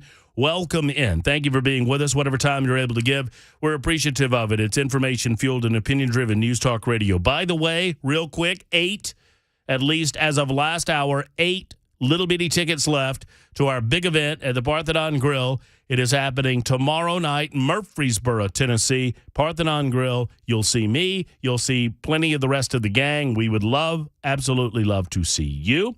I have no idea if Cameron Smith's going to be there, but he is most certainly invited. After all, he's a part of the extended family as well. So come on down to Murfreesboro, Cameron. It's my place. It's my borough. I know it's spelled differently, but that's what I'm going to say. But, Murphy's, get it? Murfreesboro. Hey, Belle, can I get a little thanks? The borough. I drug that out as much as I could. There's a lot of borough. There's a lot of borough. That was rough. It was. It was tough to listen to, wasn't it, Mac? It was. Oh, hey, sorry. Mac. Hey. He left the mic on when we went into break, so I potted it down. Oh, so I see what's happening here. See, you make a mistake, so you're going to lash out and talk about my mistake that I made previously. No, I was talking about Cameron's mistake, actually. Your mistake. Mr. Overly sensitive. Sure, let's pile on Cameron then. Okay, I'm in. If it's not my mistake, I'm all in. This is what happens when you talk about the borough. Mm-hmm. That's right. Yeah. Let's listen to some comments by Governor Bill Lee. He issued a statement, as you might expect, and it was surprisingly personal on the part of the governor and his family. What happened, obviously, at the Covenant School was an absolute tragedy, and yesterday the governor spoke out about it. Here's some of his comments. Tennesseans, I want to say a few words about what our state experienced yesterday. What happened at Covenant School was a tragedy beyond comprehension. Like many of you, I've experienced tragedy in my own life, and I've experienced the day after that tragedy. I woke up this morning with a very familiar feeling, and I recognize that today, many Tennesseans are feeling the exact same way. The emptiness, the lack of understanding, the desperate desire for answers, the desperate need for hope. All of Tennessee was hurt yesterday. But some parents woke up without children. And children woke up without parents, without teachers. And spouses woke up without their loved ones. Maria woke up this morning without one of her best friends, Cindy Peak. Cindy was supposed to come over to have dinner with Maria last night after she filled in as a substitute teacher yesterday at Covenant. Cindy and Maria and Catherine Kuntz were all teachers at the same school and have been family friends for decades. 4 other Tennesseans, members of the Covenant family, Hallie Scruggs, Evelyn Dickhouse, William Kinney, and Mike Hill, were taken in a horrific act of violence. 6 innocent lives, and 3 of them were children. We're enduring a very difficult moment. I understand that there is pain. I understand the desperation to have answers, to place blame, to argue about a solution that could prevent this horrible tragedy. There will come a time to ask how a person could do this. There will come a time to discuss and debate policy. But this is not a time for hate or rage. That will not resolve or heal. Everyone is hurting, everyone. Remembering that as we grieve and walk together will be the way we honor those who were lost. We can all agree on one thing, that every human life has great value, and we will act to prevent this from happening again. There's a clear desire in all of us, whether we agree on the action steps or not, that we must work to find ways to protect against evil. Yesterday, while we saw the worst of humanity, we also saw the best of humanity in the police officers who ran into danger directly toward a killer with no regard for their own life, thinking only about those kids and those teachers and those administrators. I had the opportunity to speak with Officer Engelbert and Officer Collazo today, 2 brave Tennesseans whose actions saved lives. Gratitude doesn't begin to cover it for the utter selflessness of putting their lives between a killer and the innocent. I'm calling on the people of Tennessee today to pray for the families of victims, for the Covenant family, for those courageous officers, for the family of the shooter, for those who are hurting and angry and confused. Prayer is the first thing we should do, but it's not the only thing. Law enforcement officials and educators across our state have been working for years, especially in the last year, to strengthen the safety of our schools. And that work was not in vain. The courage and swift response by the teachers and officers in this community, without a doubt, prevented further tragedy. There will be a time to talk about the legislation and the budget proposals that we brought forth even this year. And clearly there is more work to do. But on this day, after the tragedy, I want to speak to that which rises above all else. The battle is not against flesh and blood. It's not against people. The struggle is against evil itself. We can't forget this, and it's very difficult. But we're called to not only love our neighbor, but to love our enemies, to bless those who curse us, to pray for those who intend harm. There is hope in the midst of great tragedy because God is a redeemer. What is meant for evil can be turned for good. May we grieve in the days ahead, but not without hope. May we also act with wisdom, discernment, and grace. And may we love, especially those who have lost. The governor of the state of Tennessee, Bill Lee, speaking on the matter that occurred Monday morning at the Covenant School. He was criticized for that comment. Did you know that? How? He said today was a day of mourning, that the suggestion was, as he was telling us not to act today, when what I heard was, don't react out of anger or out of emotional frustration, but mourn and grieve as human beings do, as civilizations do, and begin picking up the pieces, and we can begin tomorrow and the next day and the next day trying to figure out how to prevent something like this from ever happening again. It goes to show you that as good of a 5-minute message as that was from the leader of this state, there are some that will never be satisfied. Yeah, and this happens to you. It happens to me. Anybody that's in a public figure in a public space who dares to say anything these days gets torn down. And I think what he said is absolutely right. Love your enemies. Pray for those who persecute you. And that is the hardest thing to do. And I was teaching my boys this, that it's so easy to go eye for an eye, to say, well, you did this, so I'm going to do that. And that's not the kind of men I want to raise. But the hard part about that is if I'm angry and I'm getting after you and I'm blaming you for this and that, I can focus on that versus the frailty of our humanity, the here today, gone tomorrow that we all face. And when we see this kind of tragedy, you said this off the air, we want to make sense of it, and there is no sense. And you want to make sense of the senseless. Right. This was avoidable, right, on a number of fronts. And we run this down, we run it to ground, trying to figure out everything that we can do. And I mean, the tragedy here is so many times these are people that are familiar with the institutions. Sometimes some of these shootings are essentially inside jobs of people that know where they're going. They know the place. They know This is no exception to that, right?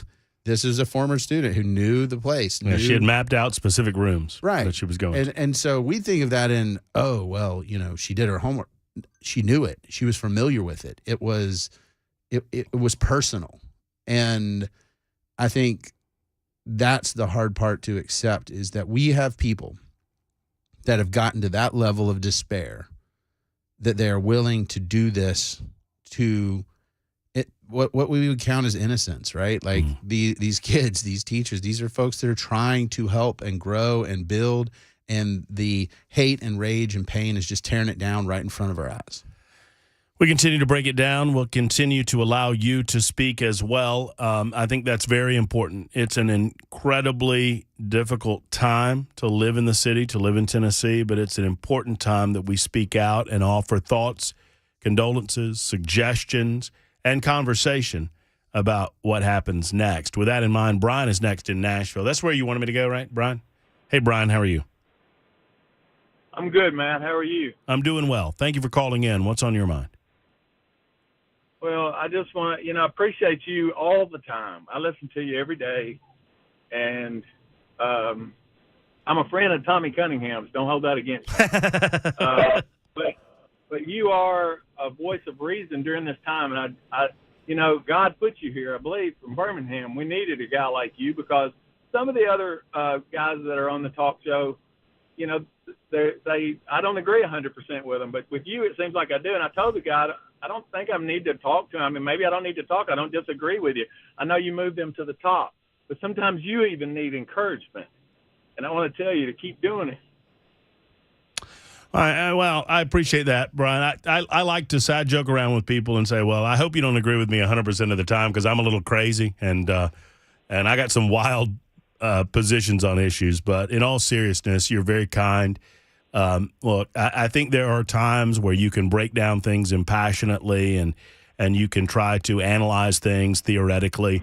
And there are times that you just have to come out with your heart and allow people to emote, allow people to speak, allow them to grieve, allow them to lash out, be a little angry about certain aspects of this. And in that process, I think we heal as a family. And I've taken up Nashville as my brand new radio family, and I love all of you guys. So you're very kind for saying all of that, Brian. Thank you. Well, you're welcome. And this has tore me all to pieces. I have 4 grandchildren. I can't imagine the grief. I don't have the grief like they do, but it's just terrible. It kills me. I'm in a funk almost like 9/11 when it happened 22 years ago or whatever almost. Yeah, I told – sorry, I didn't mean to interrupt you there, Brian. I know, and I feel you. And I told the story recently. My grandfather lost both his son and his daughter, my mother, prior to his passing away. He lost his only son when my Uncle Clyde was 18 years old, about 6 years before I was born.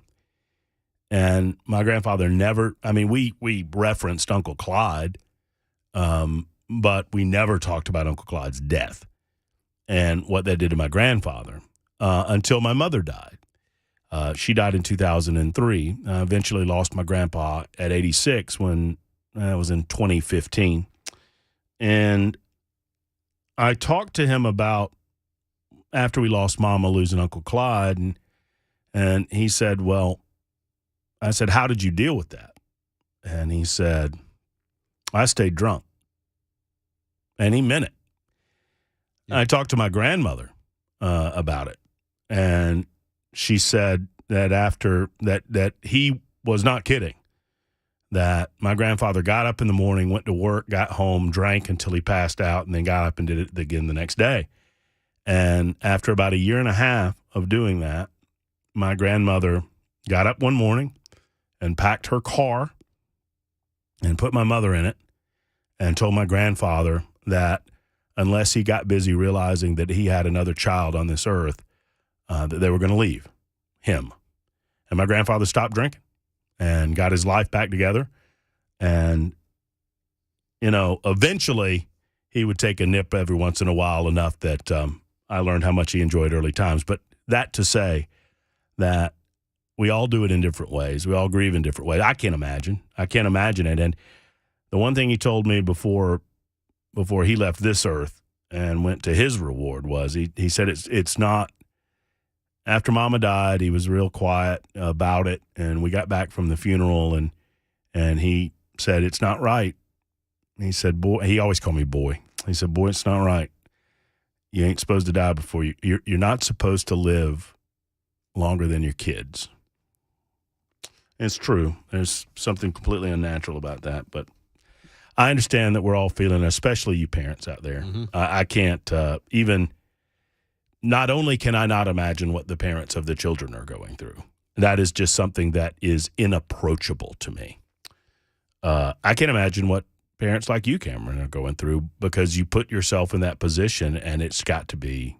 I can imagine both. I mean, when my son said, "I can't imagine what happened if one of my brothers didn't come home," that happened to me. Yeah, I know. And my family, we were in Brentwood. We grew up there, and we knew everybody. And when I lost my brother, I mean, I do know what these families are going to face, right? And I'm telling you, an empty room across the hall, weird family photos where somebody's missing, a chair at the table that's not full.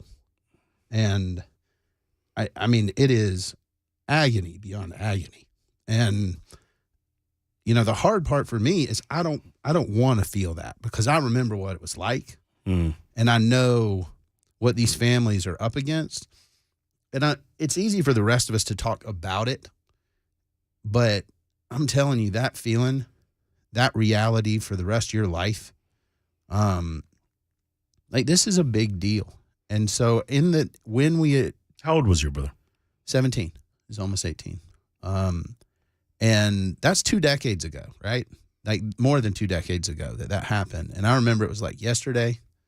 And when stuff like this happens, this is where I was convicted and why I wrote a column that's coming out in the Tennessean about it is because I want to talk about this stuff, but I don't want to feel the pain that happened to my family because it's easier to talk about statistics and Second Amendment jurisprudence and policy and all that. And get away from the emotional tale. Yeah, let's move away. And we have to do the opposite of that, actually. Like, we have to do what we're doing right now, which is feel that. Know what these families will now face for the rest of the time they're on Earth, right? And think about how important it is that we take care of the people in our community and that we don't let it get bad because we are so disconnected. We all know it. We shout across the country on social media as opposed to knowing our neighbors. And we got to get back to that. That's why I love local talk radio is because we're talking to people that are here, right? And we know we're online and all that stuff, but I think that going back to community, going back to people is something that we've got to do if we want to change this. We're going back to the phone lines momentarily toward that end and talk to you. We'll continue to talk to you until 3 o'clock when we hand off to Brian Wilson in the drive. It's 2:23 on Super Talk.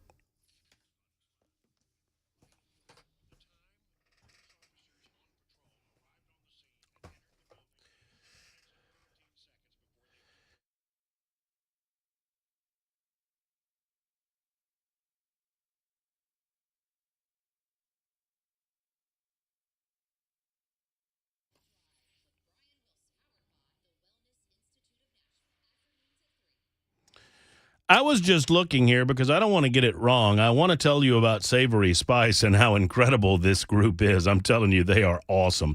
We cooked the other day on the grill, and I cooked zucchini, and the wife put the incredible Nantucket herb and citrus rub right there on the zucchini.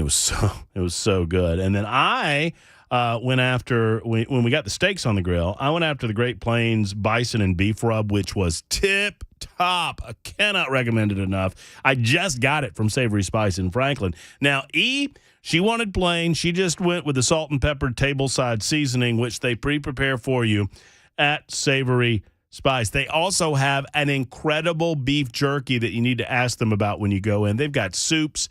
They've got combinations to put on salad. They've got different recipes to, make pot roast. I mean, we do it all through Savory Spice, and we have upped our food game as a result. Friends, I encourage you to get out there and see the Savory Spice difference. By the way, we also made some Caesar dressing after the Caesar dressing mix that they have in that just got released this week. You need to go for that alone. You can either go to L&L Market in Nashville, Savory Spice located right there, or in Franklin, just off the square. It's Savory Spice.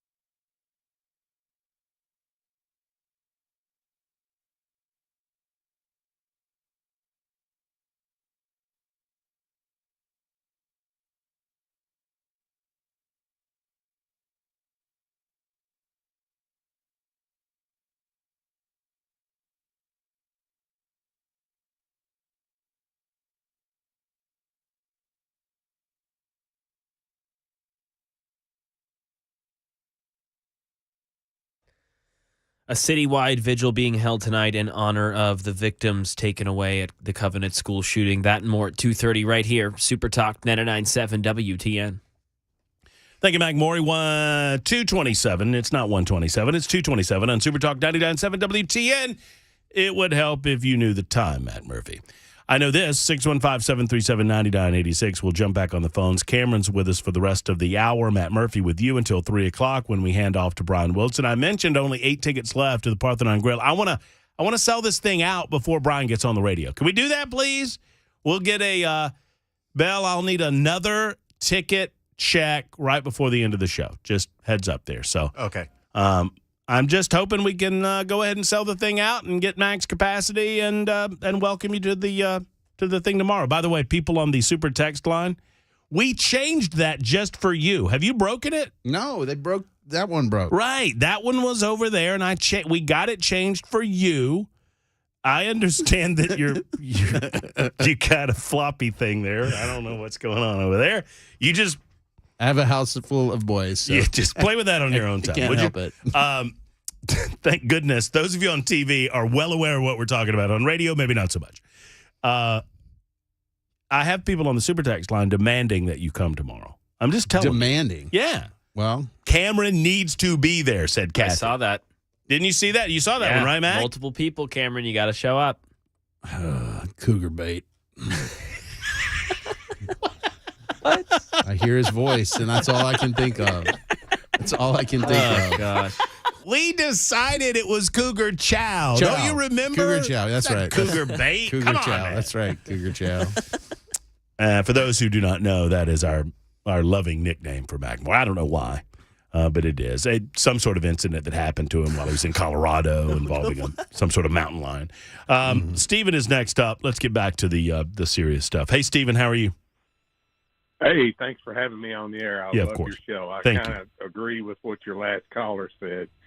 A couple of topics I'd like to speak about. One, everybody runs and talks about assault rifles. An AR-15 is not an assault rifle. What makes an assault rifle is an affixed bayonet on the end of it. They're not weapons of war. They can't be used in the military. If somebody from the military were to try to use one of these weapons, they'd be killed because they're not select fire. They're not fully automatic. And despite what some of these Democrats and anti-gun rhetoric that's out there, they don't shoot 50,000 rounds a minute. And I also want to say that, it sickens me and really saddens me to the bone and to the soul about what happened. I've got grandchildren. I've got a great-grandson that was just born, and nobody with a sane mind could do such a horrific thing. It takes an evil person to do what was done. With that being said, the first thing they want to try to do is to jump on the bandwagon and start wanting to ban guns. They might as well try to pass a law to ban evil because it's going to be the same effect.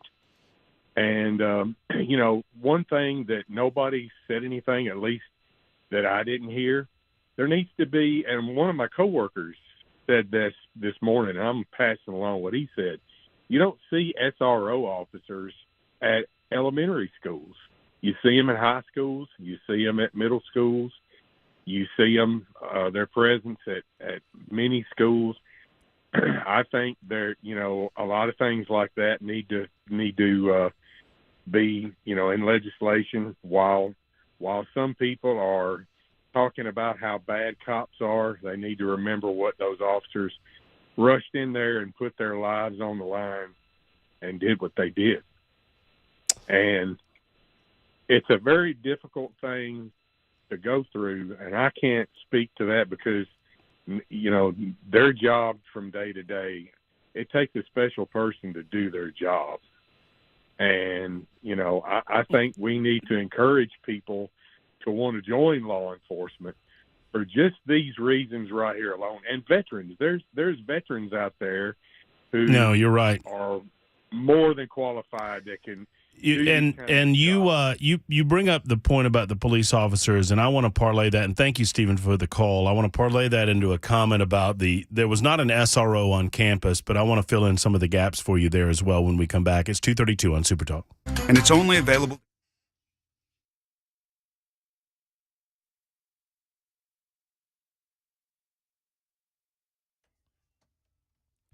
2:33, I'm Mac Maury with your top stories. 60 degrees, sunny, a beautiful day, barely a cloud in the sky. That'll change come Friday night, a cold front expected, and that will be paired with showers and possible severe thunderstorms. We'll keep you all updated with it, weather in 2 minutes.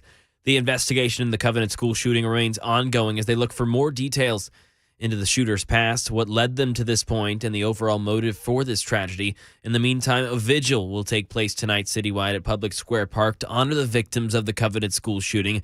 That event is scheduled for 5:30 tonight. Mayor John Cooper, Police Chief John Drake, and other leaders are expected to speak. First Lady Jill Biden will be in attendance tonight as well. One of those victims who tragically passed was 61-year-old Catherine Kuntz, who reportedly was on a work Zoom call when the shots were fired. She was the leader of Covenant School. She immediately ended that meeting and confronted the shooter in the hallway where she ultimately died. As any new information comes out, we'll be here right here at Super Talk 99.7 with all of the latest.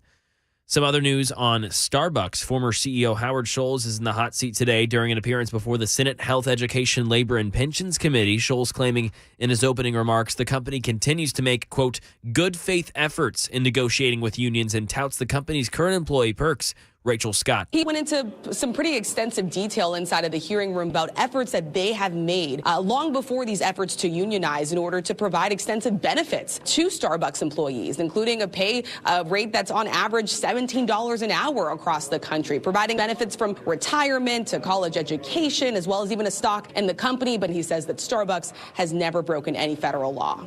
And that is the latest news. Weather's next. I'm Mac Maury, WTN News.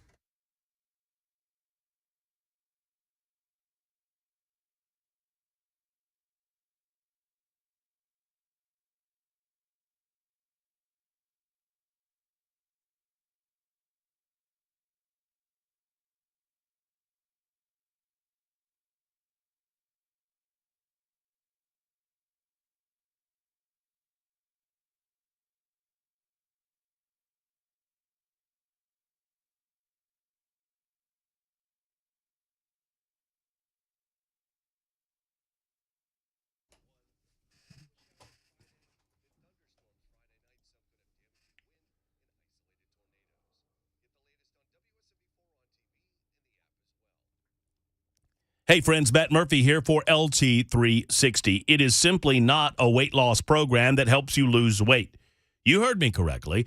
This is not the primary focus of LT360, although it is a residual impact, and it certainly has helped benefit so many of you that have taken me up on my offer to call or contact LT360 and get with the program today. Now, they've got a new dinner and discussion going on April 17th. We want to tell you all about it. You find out more of those details at LT360.com. That's LT360.com. Here's the deal. Getting healthy on a cellular level, getting healthy on a holistic level involves a couple of different factors, and a lot of them are intakes, right? You want to intake the right type of food. You get a good outcome that way. But you also want to intake and hydrate yourself. You want to intake cardio exercise that gets the body flowing, gets the blood flowing, gets things moving again.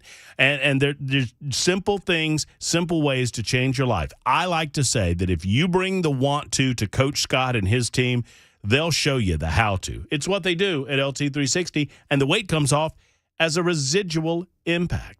LT360.com to find out more about that April 17th get-together, LT360.com. So it's all about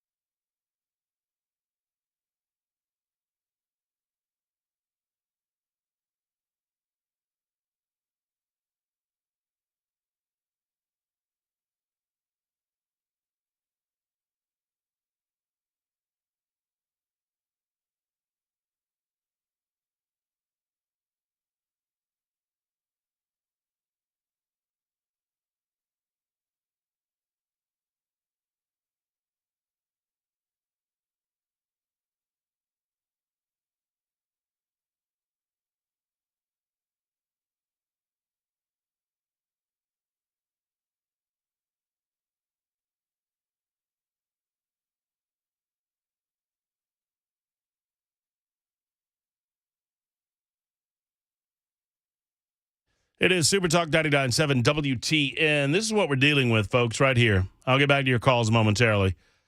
This is what we're talking about. Presidential campaign, one of the Democratic contenders said that what he would do is come for AR-15s. Does the president support not just banning the sale and manufacture of semi-automatic weapons, but further than that, confiscation?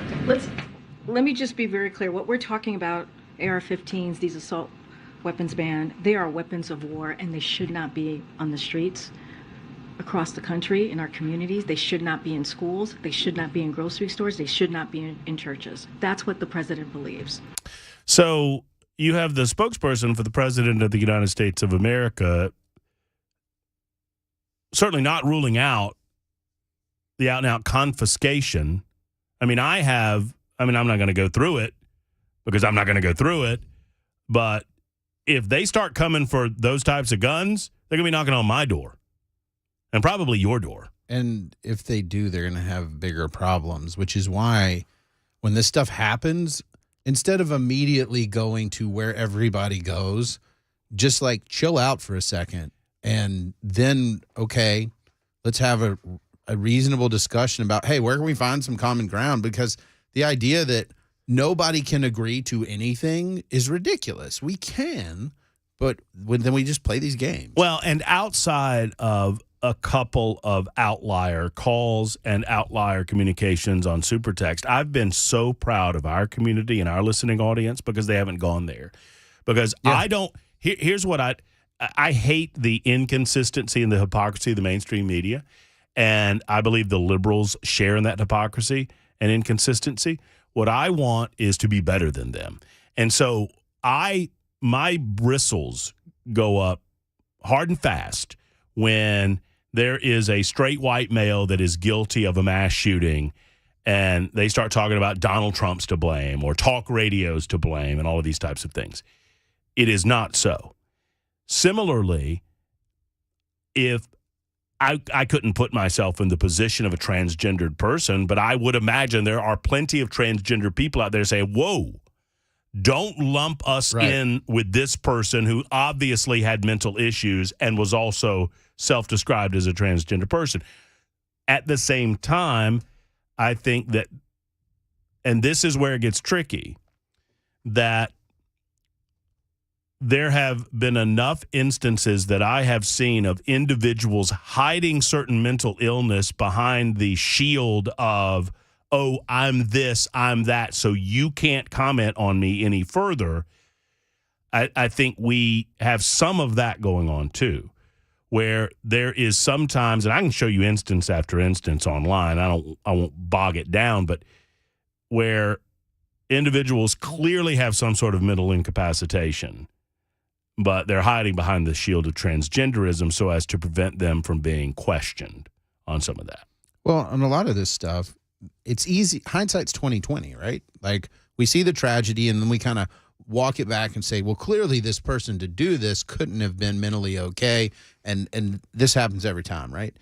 My question to your listeners and people on the super text line is, okay, well, what's the standard that we want to, where we want to engage that intersection of mental illness and gun ownership, right? Because is it, hey, I think somebody's behaving oddly? Is it an adjudicated mental illness? Is it a diagnosed one? Those are different things. If somebody's taking medication for depression, that's a mental condition that they're receiving treatment for. What we've got to be real specific, and we talk about these things in these big generalities, but like the specifics here really matter. And I, as you know, am a big advocate for getting people the resources and help they need to overcome trauma, mental illness, things like that. But when it comes to the intersection of firearms and mental illness, you can't just say those two words and that be it. It's, well, what do you mean? And there's not a one-size-fits-all prescription. And we have to be right 100% of the time. Right. And they only have to slip through the cracks once. Correct. And that's what we're dealing with. We can't do something that's going to guarantee that in a freedom-loving society and a society that believes in our ability to self-defense and to protect ourselves, we can't make a promise that we can stop this from ever happening again. No. And that's sometimes what people want. Well, and it's either the we can't do anything or we must do everything. And there's where we need to end up is somewhere in the middle. But the idea of, well, okay, the so-called, we'll just call them that, semi-automatic rifles. Like, let's get rid of those. Okay, well, let's get rid of, if you're on any medication for any mental condition whatsoever, you can't own a firearm. Like, we could be very extreme, right, in one direction, but that's a very different I could, and someone just asked the question, do you believe gender dysphoria is a mental illness? I think that's avoiding the real world discussion that Cameron and I are really having. What I think about gender dysphoria is of no consequence. Right. I could also make an argument that people on ADHD medication should not own a firearm. If that's where you want to go. Right. And this is my question to folks is it's not about how we feel about it. It's if we're going to make laws and policies about these things, which we can do, right? Well, you got to be real specific and say, well, what is it? What's the diagnosis? What's the treatment? What's the adjudication? Like, at what level are we saying now your constitutional rights are severed because of something about you? We can do that, but don't just say, well, mental illness. And once again, you're talking about, it becomes easy after the fact. Right. If a mentally ill person attacks someone and we have a documented record of that, it's easy to then say, okay, you don't get to have a gun because you've demonstrated that you're a danger to yourself and to other people. What's more difficult is trying to precog the thing and do it before the danger occurs. Correct. Because then you rub against Second Amendment rights. Yeah, because a lot of folks, and this is what terrifies people, that they like the monster, right? The monster that has a criminal record is like a really bad person. That a lot of these folks, that's the issue, is they don't have a criminal record. Like, they can legally purchase firearms, and then they do awful, atrocious things. And that's the case that I think keeps people up at night, because it's easy to say, well, this person had made bad decision after bad decision. People should have known that. It's the one where someone has no criminal record. They're struggling like so many of us do. And then they commit some unspeakable act. And I had several listeners reach out when it became known that this person was seeking counseling or she was under some sort of doctor's care for mental issues. And said, well, see, there it is. Should have had a gun. I'm like, hold on. We have no idea whether that's not. I've seen a psychiatrist. Does that mean because I've seen a psychiatrist because of issues that I was going through 15 years ago that I can't own a gun today? Right. It's a much more murky pool to get into than I think we want to believe. We want it crystal clean, and I understand why that is. But it's not. And I mean, like, as I mentioned on the air, like, after I lost my brother, I too went to a psychiatrist. They prescribed medication. No guns for you. And that to me is insane, right? Right. Because at no point in any of that was I ever a danger to myself or others. And so we enter that squishy place where everyone draws the line in a slightly different place, and we're trying to figure out how to get those lines together. Because we want them clean, like you said. And they're not, because this is a very subjective area. All right. Enough time to get to as many of you as I possibly can. I appreciate so many of you holding on, like Robert, who's held on for a long time in Clarksville. Robert, thank you for your patience. Good afternoon. The floor is yours, sir.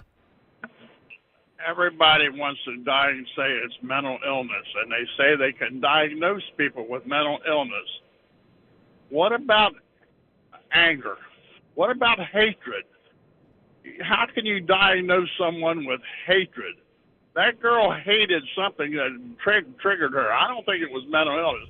She hated something that happened to her in a previous. And it's like the Governor Lee, that there was a touching speech that he made, if you want to call it a speech. But there's people out there that hate him because he did that.